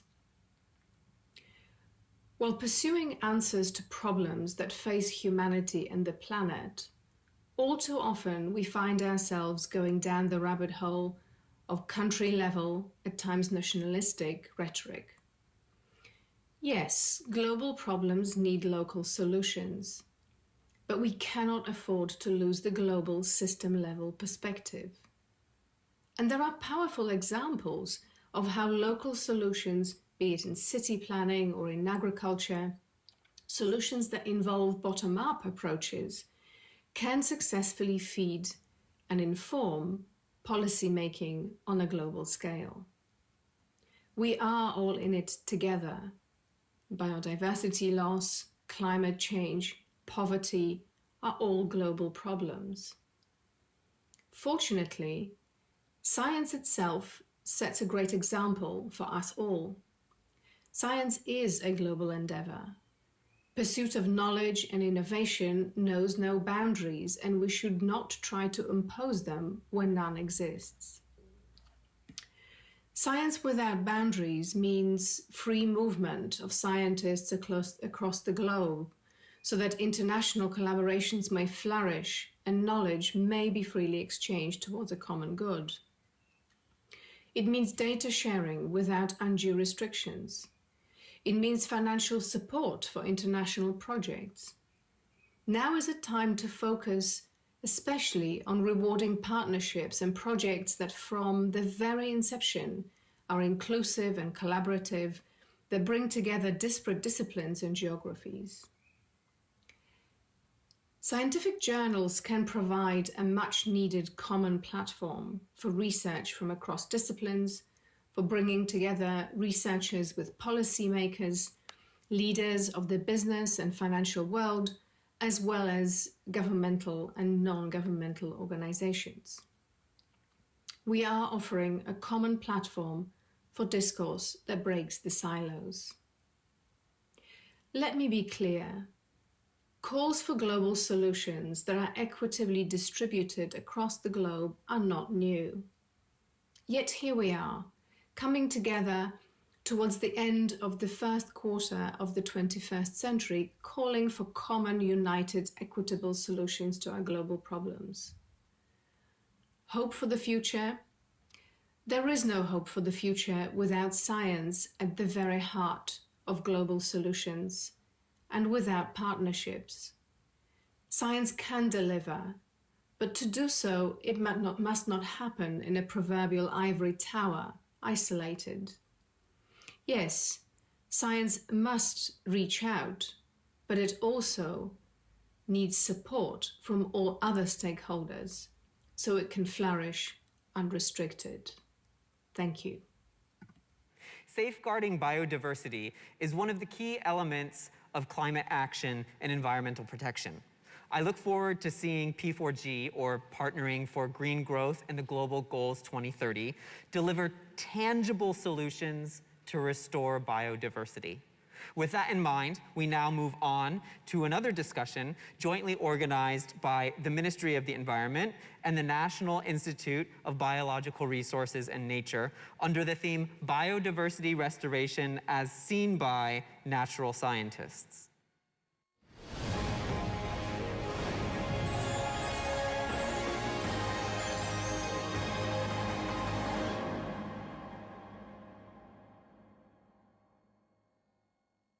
Good morning and good afternoon and good evening to everyone who's joining us, depending on where in the world you're joining us from.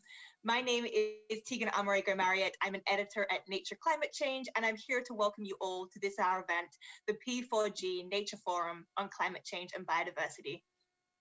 The event is brought to you as a partnership between our Nature Journal teams, specifically Nature Climate Change, Nature Reviews Earth and Environment, Nature Ecology Evolution, and Nature Communications, and the Republic of Korea's National Institute of Biological Resources, the NIBR, together with the APRU Sustainable Waste Management, Korea University, and the Ministry of Environment of the Republic of Korea. Today, we're here to talk about biodiversity, the huge variety of life around us, with a focus on how climate change is threatening this biodiversity. To that end, we've invited experts in the field to introduce and then discuss this theme from several quite different angles. To initiate our talks today, I'm honored to introduce Dr. Yeon-jae Bae. Yeon-jae Bae has served as the 7th president of the NIBR since 2019. His research fields cover a variety of topics related to environmental entomology, including insect systematics and ecology, freshwater biology, aquatic entomology, and biodiversity conservation. Today, he will give us a very brief introduction to biodiversity and climate change. Thank you, Dr. Bae.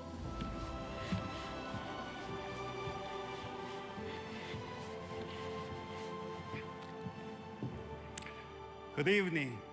Welcome to the P4G Nature Forum in collaboration with the 2021 P4G Summit, Partnering for Green Growth and the Global Goals 2030. I'd like to express my gratitude to speakers and panelists for giving presentations and sharing views with us. My thanks also go to those who are with us online. The theme of this forum is biodiversity restoration as seen by natural scientists. Now, the world is having a difficult time advancing sustainable development because of climate change and the COVID-19 pandemic. I'd like to express my deepest appreciation to the globally renowned scientific journal Nature for their contribution to human society through communication and dissemination of research results in natural sciences.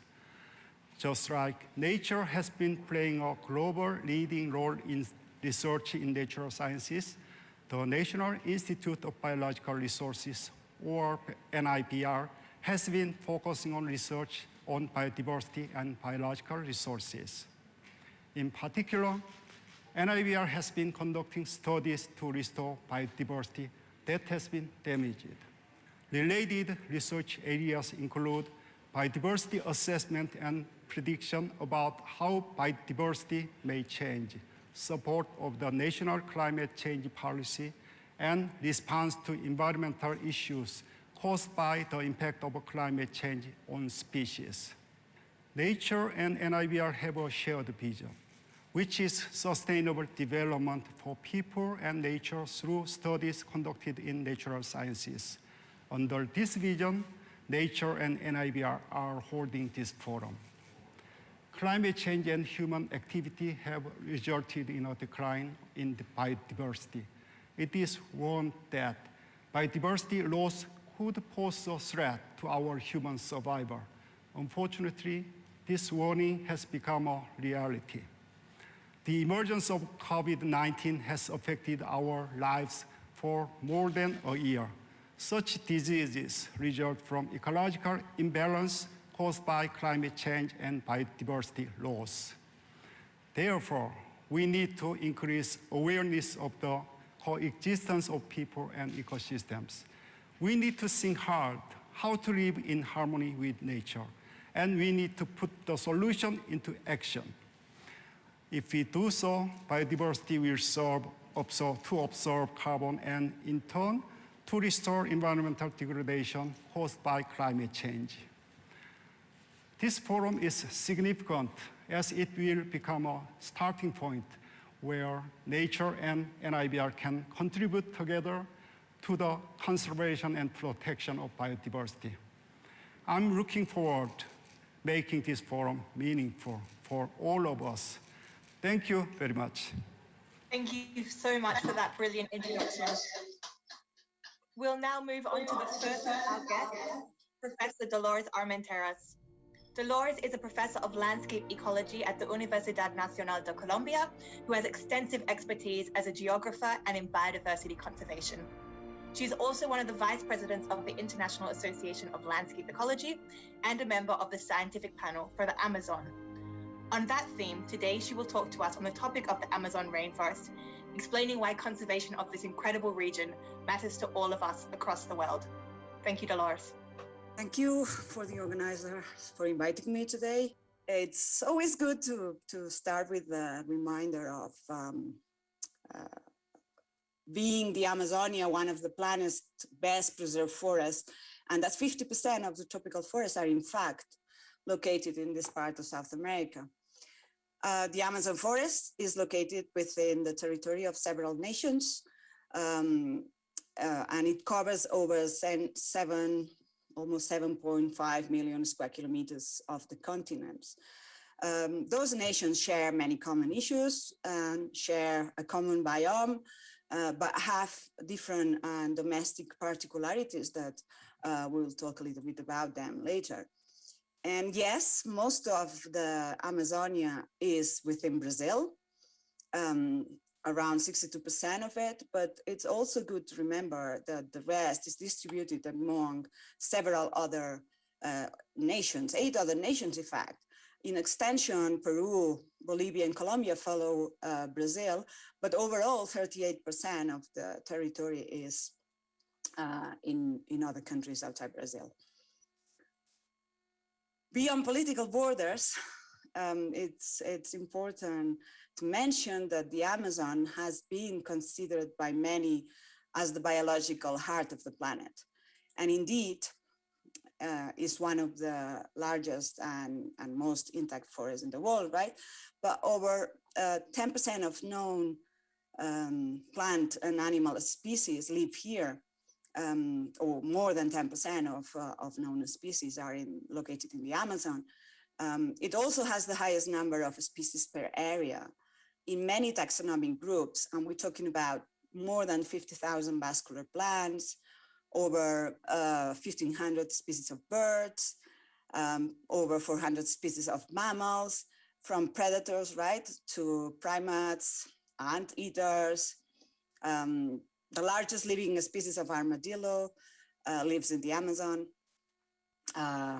Wild boars, non-flying mammals, small rodents. And one of the biggest herbivores in the Amazonia, one species of tapir, lives here, is a terrestrial species that loves water and even has a kind of a snorkel in the snout. But a truly aquatic species are 3 species of freshwater dolphins that inhabit this territory, and 1 manatee.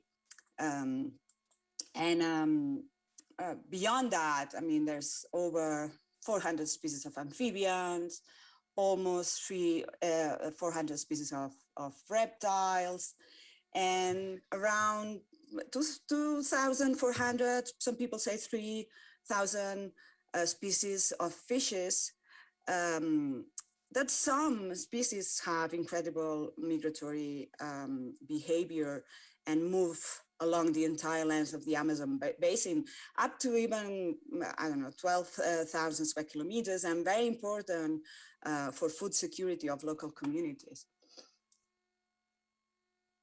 The Amazonia also holds a tremendous cultural diversity, with human presence documented since the Holocene. 3 million of indigenous amongst 35 million people live today in the Amazon currently. Spoken more than 300 indigenous language and at least 350 different ethnic groups.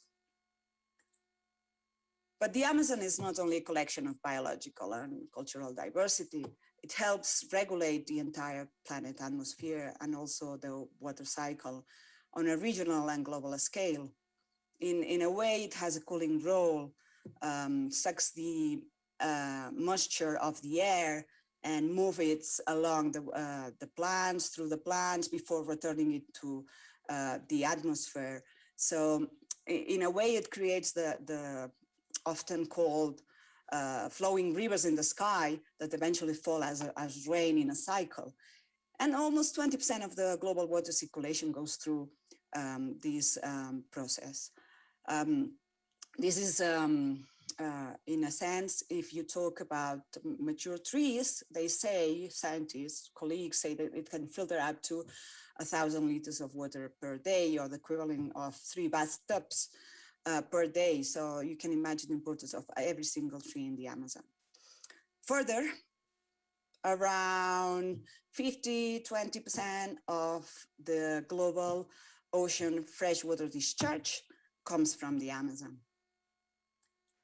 In the terrestrial realm, in terms of other important cycles, indeed, trees also absorb or capture CO2 and fix carbon in the biomass, in the soil, as well as relieve oxygen whilst doing this carbon fixation. So the Amazon is really a key player in this sense for the global planet. But the Amazon also faces many threats, and I have to talk about them. I cannot talk about biodiversity without talking about the threats. And perhaps the one better known is deforestation, because it has been a major problem, right? And it's perhaps the one better known and all over the world and in the media. Over 1 million square kilometers of forests have been already deforested or lost since the mid-80s. With up and downs, with different rates in different countries, but the most countries, deforestation rates have gone up since a couple of years ago again. So it's a really worrying situation because there's a lot of forests being lost.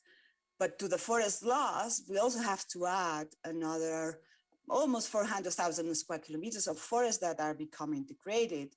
And what does that mean? The degraded forests are those forests that from being kind of healthy, they become what is called degraded in a sense that they lose cover, they have less trees, they have less animals, and they lose the capacity of doing all these things and preserving and hosting all the biodiversity I was telling you about.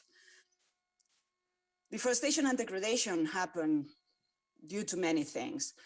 Fires is one of them, one of the reasons why this happens, and often is used to clear the land, but also selective logging or illicit crops. Many countries still face the problem of illicit crops, particularly in the northwestern part of the Amazonia. And aquatic ecosystems also face different or similar threats in terms of, for instance, illegal mining activities, illegal gold minings in the riverbed, or with illegal dredges in the river, and also the development of poorly planned oil-related transportation and infrastructure. It threatens these aquatic ecosystems. Or the construction of dams, it might be a threat in many cases.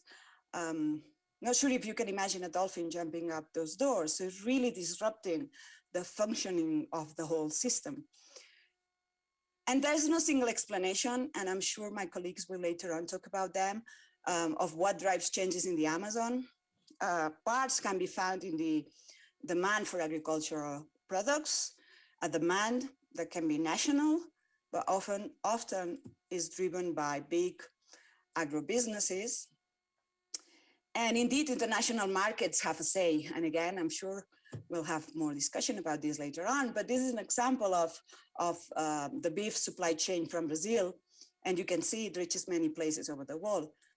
Or the example of palm oil in Colombia, from Colombia, or the palm oil from Brazil that has different markets than the one that I've just shown you from Colombia. Further, there is this irresistible market demand that pushes for land grabbing. The future prospect of using land for future investments is a motivation. The thing is that, for instance, this magazine cover from National Geographic is from 2007, and this is still happening, and particularly in many countries more than others. So somehow what was meant to be the future has become the present, and it's a problem that's still going on.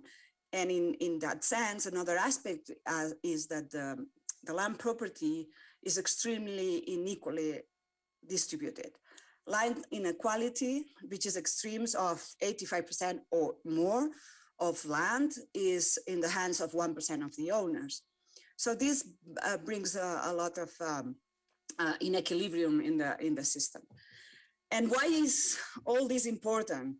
The thing is that the impacts are enormous, and yes, go from local to global. Human well-being is compromised. We're talking not only of health of local populations. It's really easy perhaps to imagine respiratory diseases due to forest fires that are close to where people live, or people living nearby the forest that gets burned. You can imagine the smoke. But forest fires really emit large quantities of smoke, particulate matter, and other pollutants that go into the atmosphere and eventually degrade air quality in many other places and globally as well. So it is a problem, but we are also talking about long-term human health, all negative effects, especially among vulnerable groups, particularly women and children tend to be, but also the risk of food security problems, violence and social disruption. And indeed, the risk for emergent diseases that my colleague Kate Jones, Professor Kate Jones, will talk about later. So globally, there are also impacts, other impacts to consider. We must take into account that the more burning, the more trees are converted into CO2, or are damaged by the fire, right? And eventually die. And in both cases, the end result is releasing CO2 into the atmosphere. So there's a consequence of that, because the less trees that exist mean less carbon fixed, but also less water pumped into the atmosphere. And then rainfall decreases and temperatures will rise. And this happens both regionally, but also it has implications globally. So there are more floodings in some areas, and droughts increase in terms of length, frequency, and even the intensity. And the more droughts, the more wildfires, and all this is a very problematic, vicious cycle we can talk about. And with that, I just want to leave you with a quote from Brazilian journalist Eliane Brum. And thank you very much. Thank you so much for that incredible and also very beautiful talk, showing importance and also the perils that are facing the Amazon and also us globally. You mentioned at the end of your talk the link to human disease, so that's a great way for us to move on to our next speaker, Professor Kate Jones. Kate is a professor of ecology and biodiversity in the Department of Genetics, Evolution and Environment at University College London. She's a world-leading ecologist whose work focuses on breaking down traditional disciplinary boundaries to address critical global challenges, especially at the interface of ecological and human health. She's made key advances in the understanding of how diseases like Ebola and SARS reached human populations. And today we'll talk on this broader topic, understanding why diseases jump from animals into humans. Okay, so my research really unpicks the links between the health of our environment and human health, and understands how people and nature can live together more sustainably. So I particularly focus on infectious diseases, especially the ones which jump from animals into humans. And I think you've had close personal experience of one of these, so that's like COVID, for example. And I think I'd like to show you this slide because it gives you an idea of the substantial shift in the global community that's happened over the last few years, decade or so, on the recognition of the critical dependencies on ecosystems, on our health, our well-being, and our economies. And environmental risks have always been in the top 5 of these risks. But in the last year or so, in 2020, they had the dubious honor of reaching being all top 5 risks in the world. And this isn't just me saying it as an ecologist. These are some finance leaders, global leaders from the World Economic Forum that are showing these problems. And in 2021, a new thing came up, and that was infectious diseases. And I'm going to spend my talk trying to argue here that there's actually a link between how we treat our environment and the infectious diseases which emerge into human populations. So this issue of why and how COVID emergence happened is a top issue across the world, and is the subject of many raging headlines and reports that have been published recently. And these reports, interestingly, started to talk about how the COVID pandemic was really linked to how we treat our environment. But if you just stop and think about that for a minute, we are destroying nature, which means that we're reducing the number of wildlife populations on the planet. We're reducing the number of animals. And so if we're having fewer animals, then we should be having fewer diseases. So how does this work? And I think to understand this, I want to kind of step back a little bit and go through some of the background. So the majority of infectious diseases of humans are from animals. They have an animal origin or are spread by animals. So they're either zoonotic or vector-borne. And there's not a decreasing amount of infectious diseases in humans, there's an increasing amount. And so our best estimates think that the number of infectious diseases emerging into the human population are increasing. Okay, so our best estimates, really, our best knowledge, really thinks about it like this, that all species on the planet have pathogens, like we all have pathogens. And this is a little Venn diagram from paper in Science around domestic animals, wildlife, and humans. And really the pathogens jump from different categories when something changes, like the pathway of transmission between these animals changes. So something like global travel or urbanization or encroachment into wild areas. But we're disrupting these ecosystems on a massive scale across our planet. There are more people, we're building more homes, bigger cities, bigger roads, we're changing the climate, we're farming more and different crops. And this has caused our ecosystems to degrade. And so this is causing these transmission pathways to change as well. But disrupting ecosystems has a really interesting effect on the species which are present. So disrupting ecosystems doesn't just mean that randomly you take out some species like this butterfly and this frog. It has a kind of sequence to it. And so it really depends on the life histories, the kind of way of life of those different species. So some species fall out really quickly when you disrupt an ecosystem. So here you've got intensification of human pressure along the bottom. And then we have low pressure on the left-hand side and high pressure on the right-hand side. And some species are not bothered. Some species are very affected. And some species love these new amazing environments that we've created on the planet. So disrupting ecosystems changes the species which are present, and they become, and they really like these areas and become at high densities and large numbers.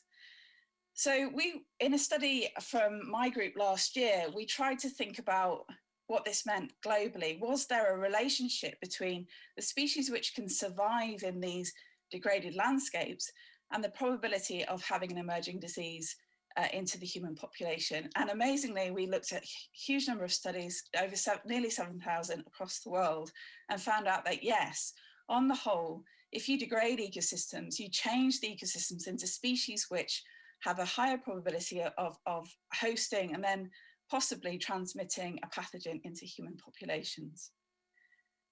So how does this, what does this mean for like stopping the next pandemic? So how do we stop the next COVID-19? How do I get an invitation to Korea to actually be in person rather than in my living room?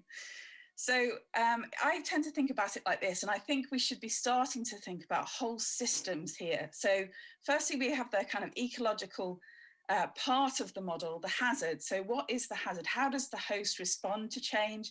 Where does it live? What does it do? How does it respond to the environment in total? Then you've got something about the human, what are they doing? What behaviors do they have? What practices are they doing across their culture? How are they exposing themselves to the hazard? And then we have to add in vulnerability. How vulnerable, as Dolores was just saying, how vulnerable are these populations? And then we can come up with some idea of overall risk. Now, this is a systems dynamic framework. And so land use change and climate change act on every single part of this system. So if we have a chance of actually understanding infectious disease risk and how ecosystems are changing to promote or decrease the amount of risk, we need to think about it in this kind of systems approach and really, really need to embed our understanding of the ecology into our risk programs and policies that we think about to manage risk. So just to finish then, I want to just highlight the role of ecology here and biodiversity in addressing these societal problems. And I'm sure Professor Gretchen Daly will be talking about this a bit more in her talk, but these are kind of this idea that ecosystems and managing ecosystems creates these solutions to our societal problems. And I think that disease and infectious disease emergence is a really nice example of what happens when we don't live with nature and we exploit nature. Thanks very much. We are now going to move on straight to our next speaker, who is Professor Gretchen Daly.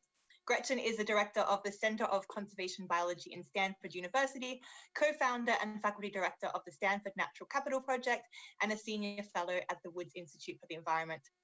Reflecting on her expertise in the fields of policy, finance, and management of natural resources, today she will talk to us on the financial side of biodiversity conservation. Thank you, Gretchen. The topic is a very scary one that we all live with. however we're experiencing environmental destruction in many different ways. I'm here in California now, and it's been terrifying living through the fires that might come again this summer and that have been intensifying over, the past decades. But wherever we live, we experience different types of destruction. And this question has been burning in my mind since I was a little girl. I grew up in partly West Germany, where acid rain was a big problem. And it's amazing how long this struggle is playing out and how difficult it is to develop ways to stop destruction. But we have had successes. In the case of acid rain, for example, there has been great success in reducing and even stopping the problem in some places. So what I'd like to do is acknowledge the severity of the problems and at the same time offer a view to some of the solutions that are beginning to gain traction and scale successfully. So first of all, we really need, as Professor Armenteras and Jones both emphasized, a real shift in our mindset. We need to understand humanity as very much embedded in the web of life. And we need to begin to see nature not as a cost, but rather as an engine of prosperity, as the system within which we derive many, many dimensions of our well-being. So with that shift, one way to pursue change in the way people think, in the way our systems operate, our financial systems, our governance systems, our decision-making, is to recognize nature as a type of asset, a natural capital sort of asset. That doesn't mean that the values are small or connected with a particular,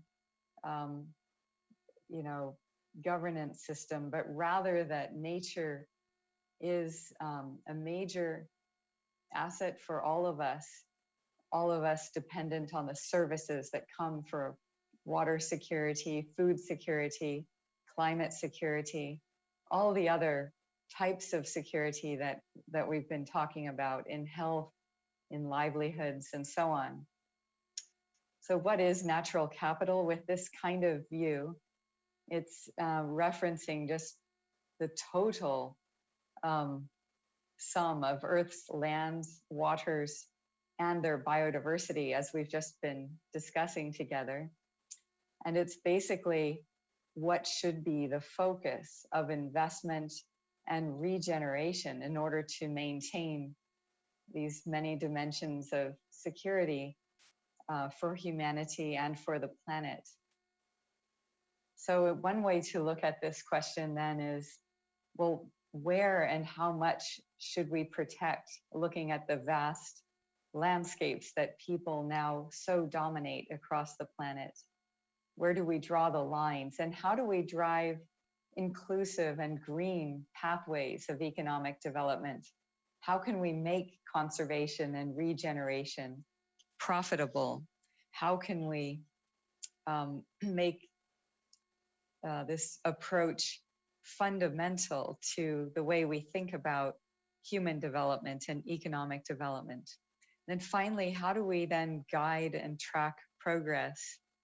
Well, to answer these questions, we need to bring the types of science that the group of us is presenting here to make it much more accessible and much more actionable. And one way in which a large part of the community has done so is to bring the science into a data and software platform. This is a free and open source platform to which hundreds, and I think now, well over 1,000 scientists have contributed to understand where and how much we need to protect in order to secure these different types of benefits, many types of benefits shown here. The platform and this software is now used in most countries to some degree, and in some countries it's really taking off as a way of guiding investment, whether across large landscapes or in cities, increasingly with the data we have and the understanding, especially in this pandemic time, of how much we depend on nature, living in cities and experiencing an absence of nature in trying to maintain our physical activity, our physical and mental health, cognitive functioning and emotional well-being. There's ever more of a sense of the need for nature. So using this platform together with all the technology, bringing in data streams, and then really interacting with decision makers, we are seeing a shift, a promising shift in the kind of pathways and directions we need. So I'll give you a few examples very quickly from Latin America and from Asia. And the first I want to show you concerns water security, where downstream users, whether in industry, just living in cities, in agricultural production, in energy generation, we often depend on water from places far, far away. And so here, actually showing different parts of the Andean region, including in Colombia, much of the water comes from, hundreds or more kilometers away, from very different cultures and societies, speaking different languages and with very different livelihoods. And there's a movement now to recognize this dependence or interdependence and invest in the livelihoods and activities of people in the source areas for water. And then it opens the question, well, how should those investments be targeted? What kinds of activities? Should it be protection of forest in the upper parts of watersheds? Should it be regeneration of forest, or just improvement of agricultural practices and keeping livestock away from waterways, for example?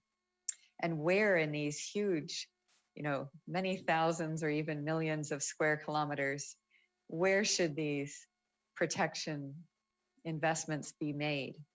So with this type of approach, we can really see, looking here, for example, in the Cauca Valley in Colombia, with many different watersheds in purple, feeding different cities, such as this one here. We can see in the watershed, where to make investments and what types of investments to make in protecting forest, in reforesting along rivers and streams, in adding trees to pasture areas, or fencing, or understory plant diversity where you have livestock concentrated to help improve the security of people in terms of health and water supply, the even flow of water around the year downstream in cities. And so this approach allows you even to estimate at different budget levels, different investment levels, what the improvement in water quality and security would be in different dimensions. This approach is now being taken up in many places. Colombia is one of the real leading places, together with Ecuador. And this shows different agreements, water funds in different stages of implementation across South America and then further north. And we see across Latin America today, there are about 55 of these water funds, agreements between downstream consumers and upstream suppliers with an ever more standardized approach. And this is also being taken up widely now across Asia and increasingly in Africa. It's being financed by public-facing financial institutions like the Inter-American Development Bank. This is the former president of the bank, the former president of the Nature Conservancy, helping to scale this approach across Latin America. And what I'd like to show you now very briefly are two other examples, much more quickly.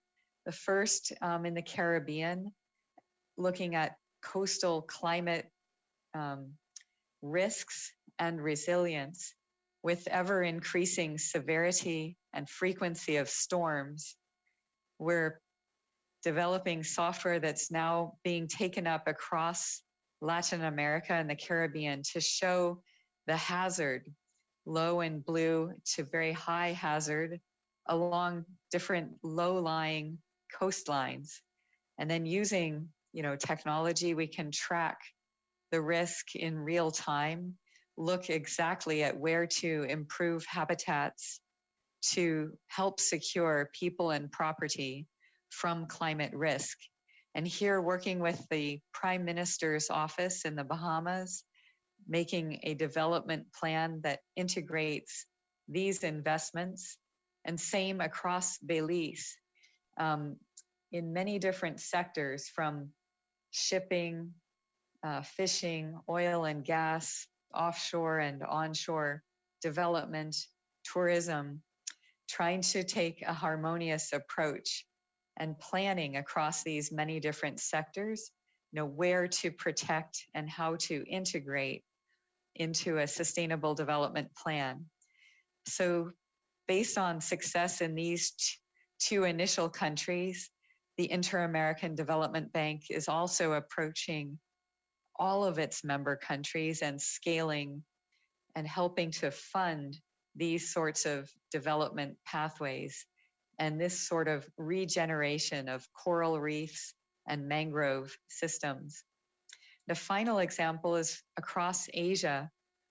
There are more and more countries systematizing natural capital accounting and quantifying, here shown for China, for example, the specific ecosystems where we are getting food security, climate sequestration and security, and many other types of security provided by ecosystems, allowing us to determine the importance of different parts and to zone land. In China, about 50% of land is zoned for ecosystem protection to provide these benefits shown here and many other benefits at local levels. About 200 million people are now being paid to restore natural capital. And a lot of this is being guided through a new metric called gross ecosystem product that is developed alongside gross domestic product and reveals, bringing in all these data using ways of valuing natural capital like invest to show the contribution of ecosystems to the economy and society, to guide financial compensation, such as we need to protect the Amazon and other places, and to look at and evaluate performance of policies and leaders. And this was now recently approved by the UN Statistical Commission for global use. Well, this is being scaled across China, I should say, at every level of governance. And then Colombia is the first next country to participate in advancing this type of accounting and the use of this GEP to help guide investments and move these investments onto a much more sustainable development path. And the Inter-American Development Bank is supporting this. The next countries are coming from Asia.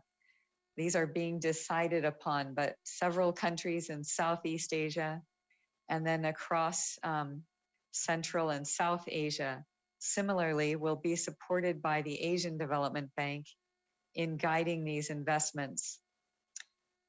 So just to close, we need much more leadership from the financial sector. The UK is also more and more involved with the Treasury and a Natural Capital Committee and Professor Partha Dasgupta's review on the economics of biodiversity, but all of this building momentum that we need to capitalize on for mainstreaming these approaches and targeting policies and investment that use the kind of data and science that we're all bringing to our conversation today, that integrate across sectors, across many different types of development objectives, including equity and inclusion, and the many types of benefits we need to help scale and accelerate this approach.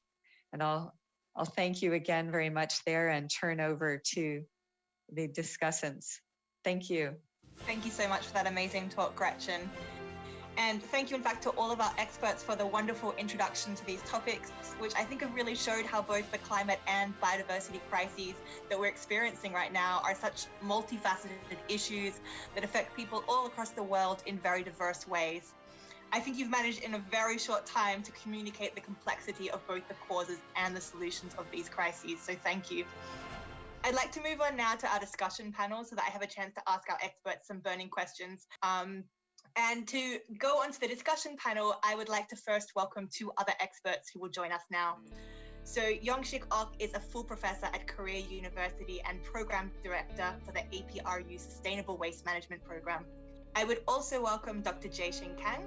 Jae-Shin Kang is a director of the Microorganism Resources Division at NIBR under the Ministry of Environment, Korea.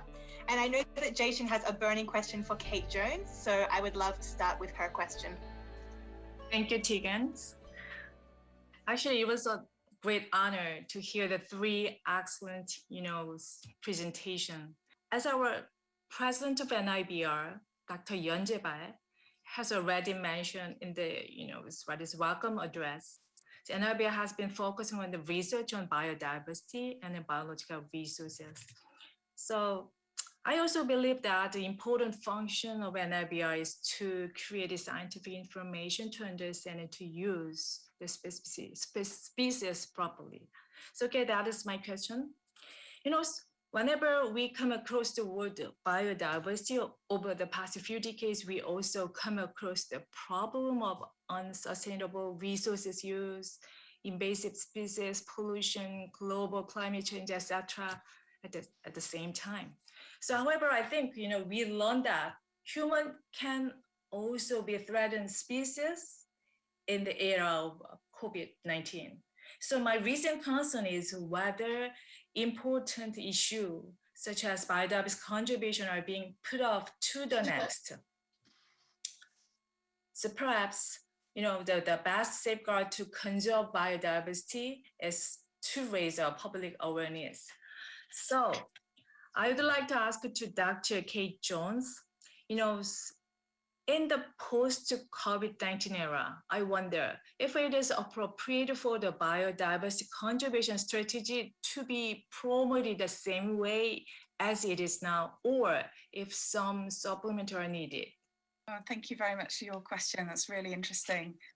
I think I tried to make the case that the biodiversity loss is really linked to COVID-19, and also this isn't going to be the only one that we are experiencing, and there are going to be more.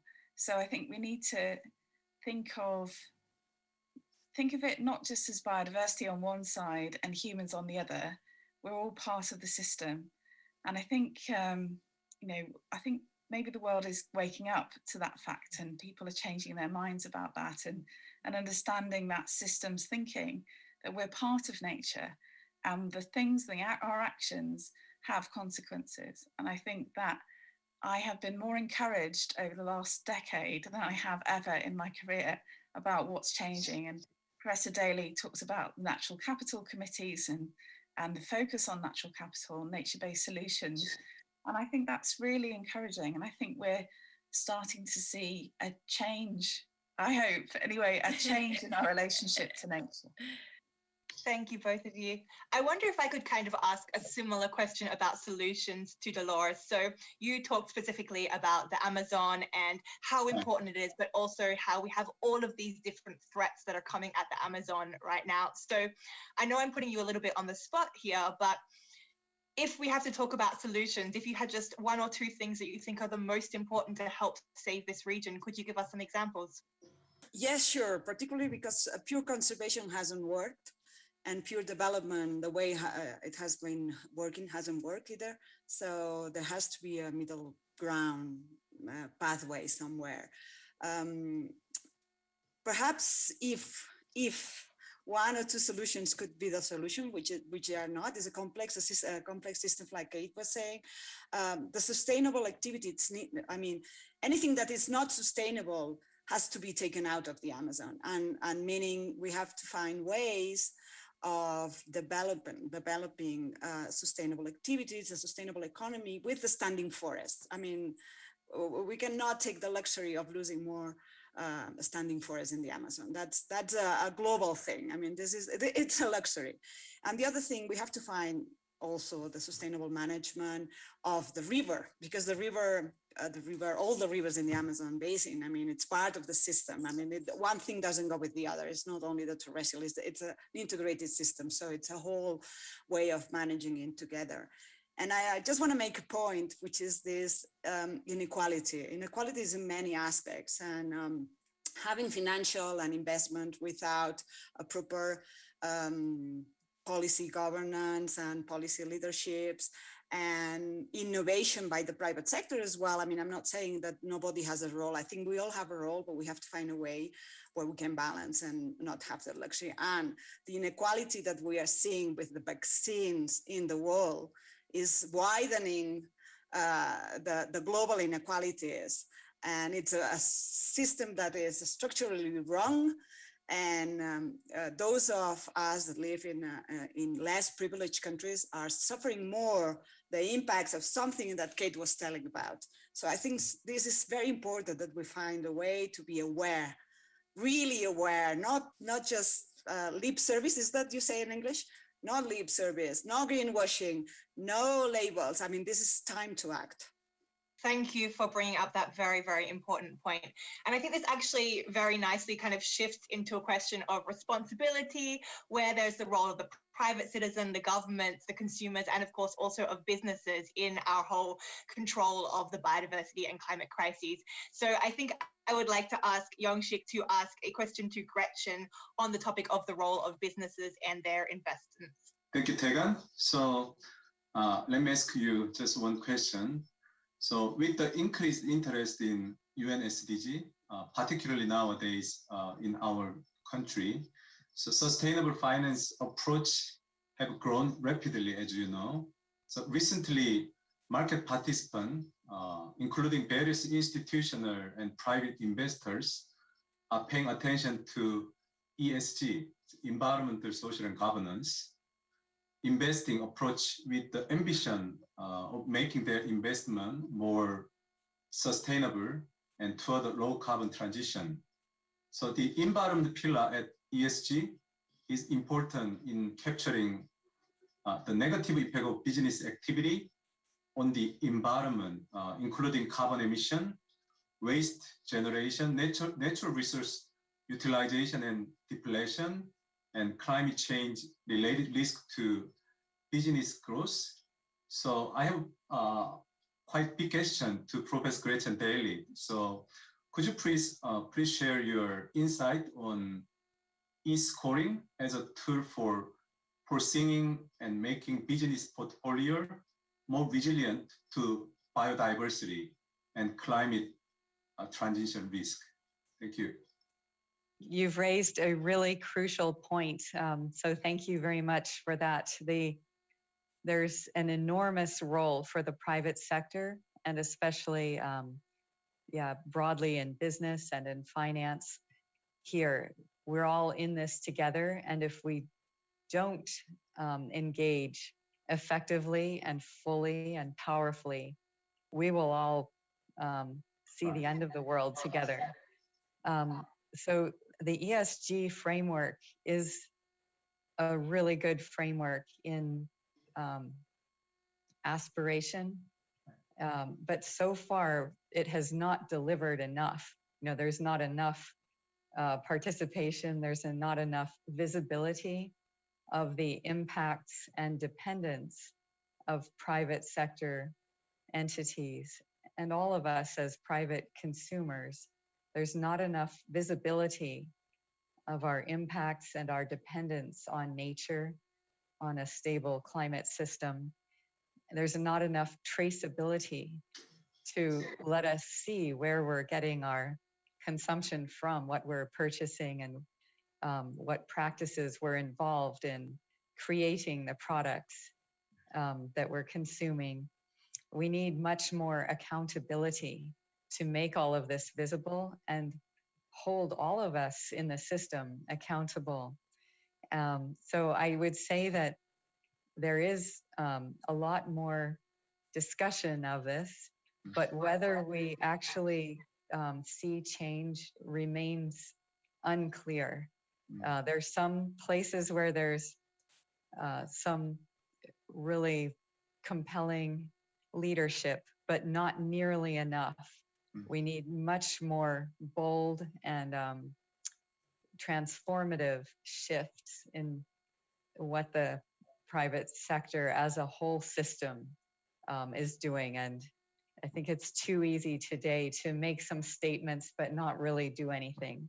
So I'm a little bit worried about where we're heading, but I do feel there is a framework, and I'm hopeful that with the public sector leadership, say, of these development banks, which in the past did do a lot to destroy the planet and still are, but they are really shifting, and I'm hoping that the shift will continue. Thank you. While I do have you here, Young-Shik, I would like to ask you a question, because although we have a global audience today, this is also a Korean event, and I think it would be remiss of me to not take advantage of your own expertise and unique perspective. So I would like you to say very, very quickly what you feel are the major concerns for biodiversity and climate, and the biggest barriers for conservation from the Korean perspective. Thank you, Taegan. I guess that's a really difficult question for me to answer, but just upon my knowledge, according to our Ministry of Environment, Korea has decreased forest by over 2%, farmland by over 16%, and tidal flood by over 20% over the past 20 years. And accordingly, new policies are being implemented to reflect the conservation of biodiversity. So our government is supporting agriculture, forestry, and fisheries to operate in a sustainable way. So our country's national biodiversity strategic and action plan, it's called as MBSAP, is a legal strategy for the conservation of biodiversity and sustainable use of its element, so which is established every 5 years and approved by cabinet. So I think currently our country is in the process of implementing the fourth MBSAP from 2019 to 2023. So as you just mentioned, to increase public awareness, the government planned to develop a biodiversity education program to reflect in the school curriculum by year 2023. So there need to be a greater collaboration between various ministries. I mean, among different ministries could be led by our Ministry of Environment and responsible for preservation of biodiversity, as well as stronger public-private partnership to help implement our government's national biodiversity strategy and action plan. So finally, I'd like to just suggest to coordinate effort among government agency and between the government and private sector so that our country's biodiversity resource can be adequately protected as suggested by Professor Gretchen Daly. Thank you. Thank you. Collaboration, coordination, and education, all very important. So thank you for raising those points. I am very conscious of time, so although I would love to ask you all many other questions, I would like to just quickly ask Dolores, Gretchen, and Kate to sort of give a final message to everyone. So if there's one take-home message that you would like our audience to get based on what you've said today and what has been said today, could you please share that with us in as short a time as possible? So we'll start with Kate, thanks. Oh, thank you. That's a hard question. So I think the one take-home message would be, the roots of our current crisis are about destruction of nature and our unhealthy relationship with nature. And we need transformative change, not just from governments, but from you watching. You need to lobby your government and create the change that needs to happen. Thank you. Dolores, could I put the same question to you now? Sure, and to add to Kate, I'm going to go to my last slide, a quote that I left there. We all have a role, and I think we have to be, wherever you are, whatever you do, you have to be aware, you have to be active, and you have to be responsible. That's what I would say. Thank you. And Gretchen? I feel I couldn't say it any better than these two. It's funny, I had the same thoughts in my mind, I guess, from hearing you before me, but we need to value nature in all of the decisions that we make. And to do that, there is hope, there is action, and there is very much a role for everybody. Thank you so much for hosting us. Thank you so much to all of you. That was a very powerful ending to today's event. I would like to make a huge thank you to our experts who shared their time with us, and thank you to all of our partners and to everyone who joined us from across the world, particularly those who joined very early in the morning or later at night. So thank you all and goodbye. Thank you everyone all around the world who joined in with us today on this session. I hope the 2021 P4G Seoul Summit will produce concrete results, and today's session will be a good starting point in taking action toward the conservation and sustainable use of biodiversity. The Ministry of Environment and the National Institute of Biological Resources will also step up their efforts to this end. Thank you very much.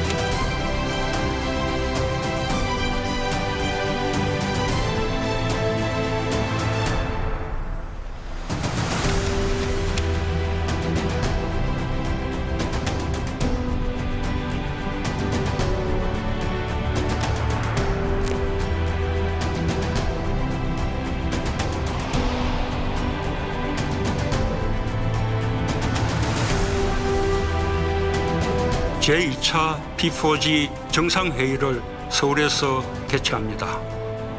국제사회와 함께 탄소 중립 실현에 앞장서겠습니다.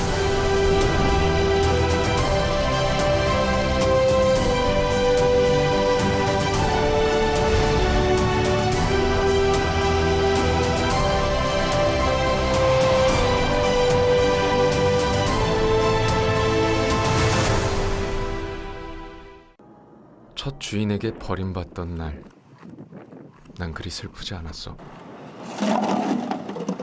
버려질 수밖에 없는 나는 플라스틱 페트병이었으니까. 난 사랑받을 운명이 아니었어. 어쩌다 운 좋게 재활용 원단이 될 기회를 얻었지만 다 헛된 희망이었지. 선택받지 못해 또다시 창고에 버려졌거든. 그렇게 체념한 채 소각장의 갈라를 기다리는데 말이야.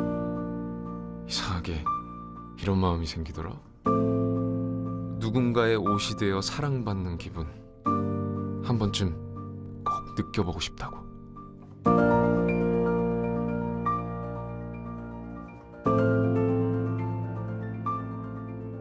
이런 날 네가 구원해줬지만 가끔은 불안한 마음이 들어. 유행이 지났다는 이유로 다시 버려지게 될지 모르니까.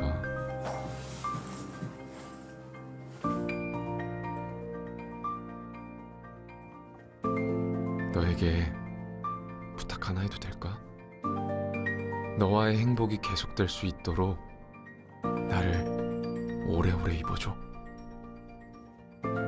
지구를 사랑하는 당신에게, 당신을 사랑하는 옷으로부터. 리 텍스타일 by WWF. 우리들이 살아갈 미래를 위해 푸른 숲을 지키고 깨끗한 에너지를 사용하고 바다랑 하늘을 맑게 만든대요. 우와! 누가요? KB가요. 금융을 통해 더 나은 세상을 만들어가는 KB가 저탄소 녹색 산업을 지원합니다. 미세먼지 발원지에 생겨난 숲도, 청정한 신재생 에너지도, 친환경 금융 상품도.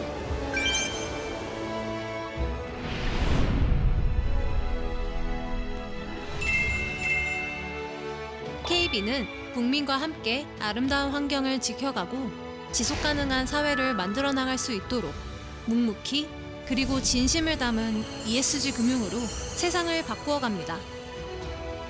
우리 모두가 함께 그려가는 내일. KB 그린웨이브 2030.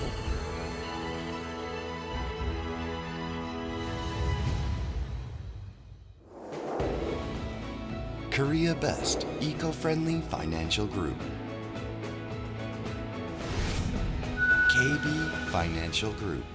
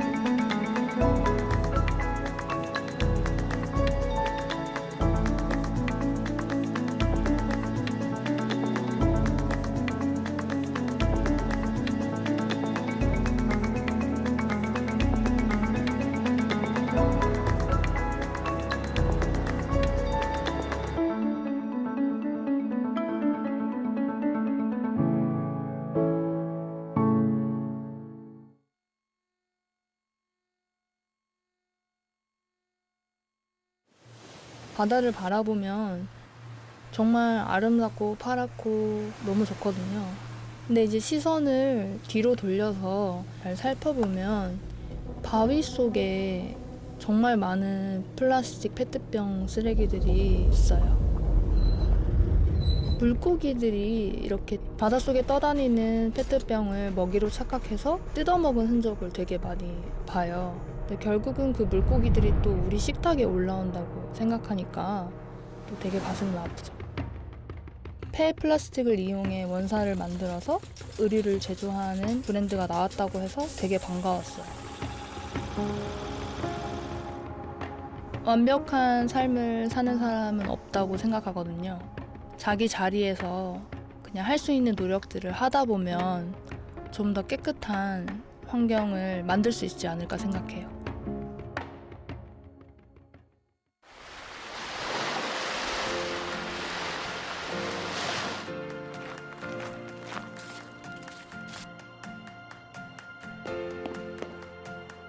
우리는 왜 행복할까요?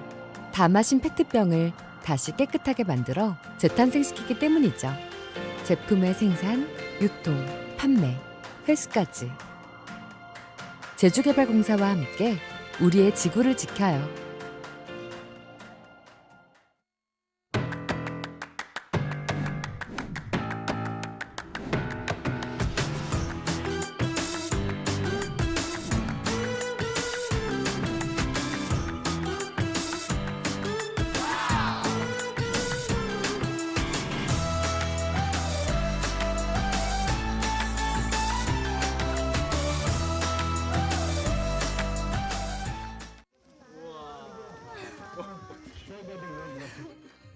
마을 사람들이 축제를 열어줄 때가 있어요. 이들이 첫 해에 우리를 이렇게 만났던 반응과 몇 해가 지나고 나서 우리가 함께 이렇게 어울리는 그 분위기가 너무 달라요. 그 분위기는 그러니까 우리가 함께 이걸 이뤄냈어. 사실 이 나라 언어는 전혀 우리가 이해할 수 없는 언어고 문화도 정말 다른 문화인 거고, 근데 서로 그걸 느끼는 거죠. 우리가 함께 이걸 만들어냈구나.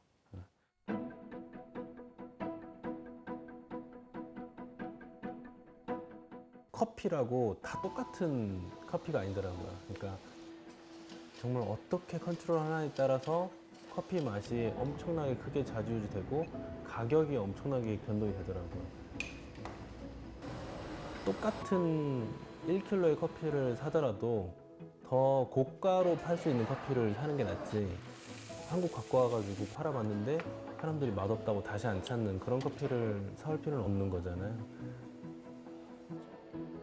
근데 그거를 이제 좋은 의도로 농장에 적용을 해보자면은, 농장에서 이왕이면은 커피나무 관리를 잘 해서 좋은 퀄리티의 커피를 생산만 해준다면 우리는 얼마든지 한국에서 잘 팔 수 있는데, 이게 이제 가장 기본적인 생각이었던 거예요. 우리가 실행하는 사업 지역들에 가보면 길가에 각 국가별로 해당 마을을 도와줬다는 표지판들이 엄청 많이 꽂혀 있어요. 모르겠어요. 마을 자체가 아주 막 잘 사는 것 같지는 않아. 여전히 엄청나게 무너져 있고, 그래서 저 돈들은 다 어디로 갔나? 약간 이런 생각이 들 때도 있어요. 가장 경쟁력 있고 실력 있는 로컬 파트너를 찾아서 그들이 가장 잘 알고 있는 마을 사람들과 함께 협업하도록 하고, 우리는 거기에서 나온 최고의 결과물, 제일 맛있는 커피를 한국에 있는 소비자들한테 판매를 해서 수익을 얻고, 그거를 다시 돌아가서 농장에 재투자하고. 사실 가장 중요한 서클은 우리만 있는 게 아니고 트리플래닛, 농장, 농부들, 그다음에 현지에서 항상 함께하는 파트너들이 있어요. 전문가 파트너들. 이런 구조들이 있다 보니까 서스테너블한 구조가 만들 수가 있는 거죠.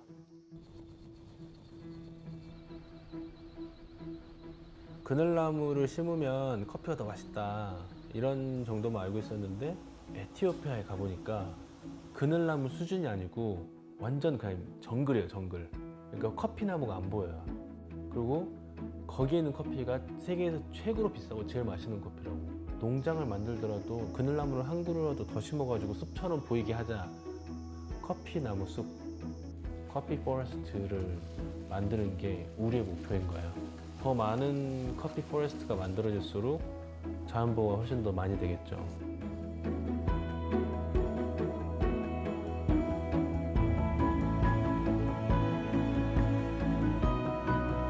트리플래닛한테 해외 농장 사업을 개척하는 거는 그들한테도 큰 도움이 되지만 우리가 미션을 계속 유지하고 사업으로 수행하는 데에도 되게 큰 가치가 돼요. 이렇게 아름다운 숲을 이렇게 행복하고 멋진 사람들과 만들어 갈 수 있구나라는 게 우리한테도 진짜 큰 행복이 되는 거죠.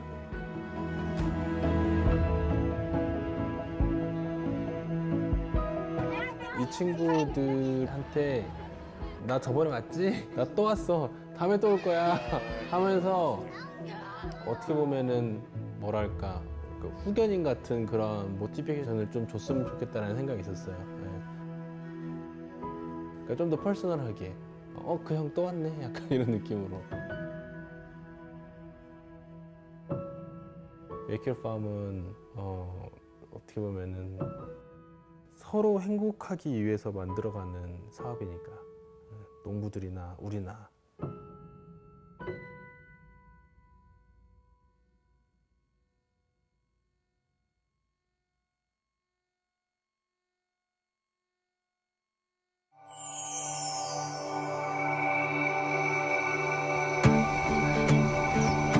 Loving our neighbors, respecting life, and making life sustainable.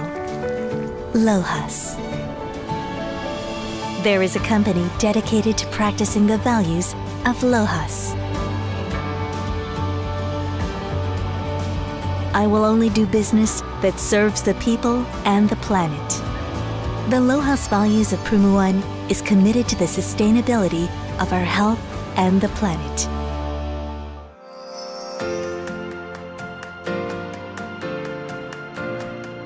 Prumuan will continue to innovate while practicing the principles of LOHAS. Our products and menus are made with less carbs, balanced nutrition, and world-class technology. Our consumers are enjoying vegetables and plant-based protein that are not only healthy, but delicious. We have high-tech farming operations that focus on the well-being of animals. Our effort is to maximize the use of raw, plant-based materials to respect and preserve the well-being of animals and develop products that help us live a healthier, more sustainable lifestyle. We instill the values of LOHAS in our daily lives so that people can be happy and live confidently. With every innovation, we will continue to keep our Earth in mind. Thanks to Prumuan Institute of Technology and the principles of LOHAS, we are able to constantly innovate our positioning. Our technical institute is the first South Korean food R&D organization to get LEED Gold, a global certificate for eco-friendly buildings, a token of recognition highlighting the values and sustainability of LOHAS. Prumuan will continue to model the LOHAS principles, shaping the world of today and the future.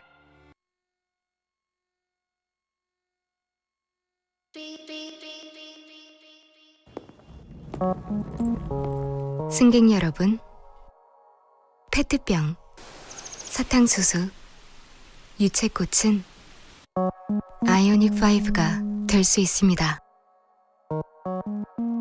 이제 지속 가능한 미래로 출발합니다.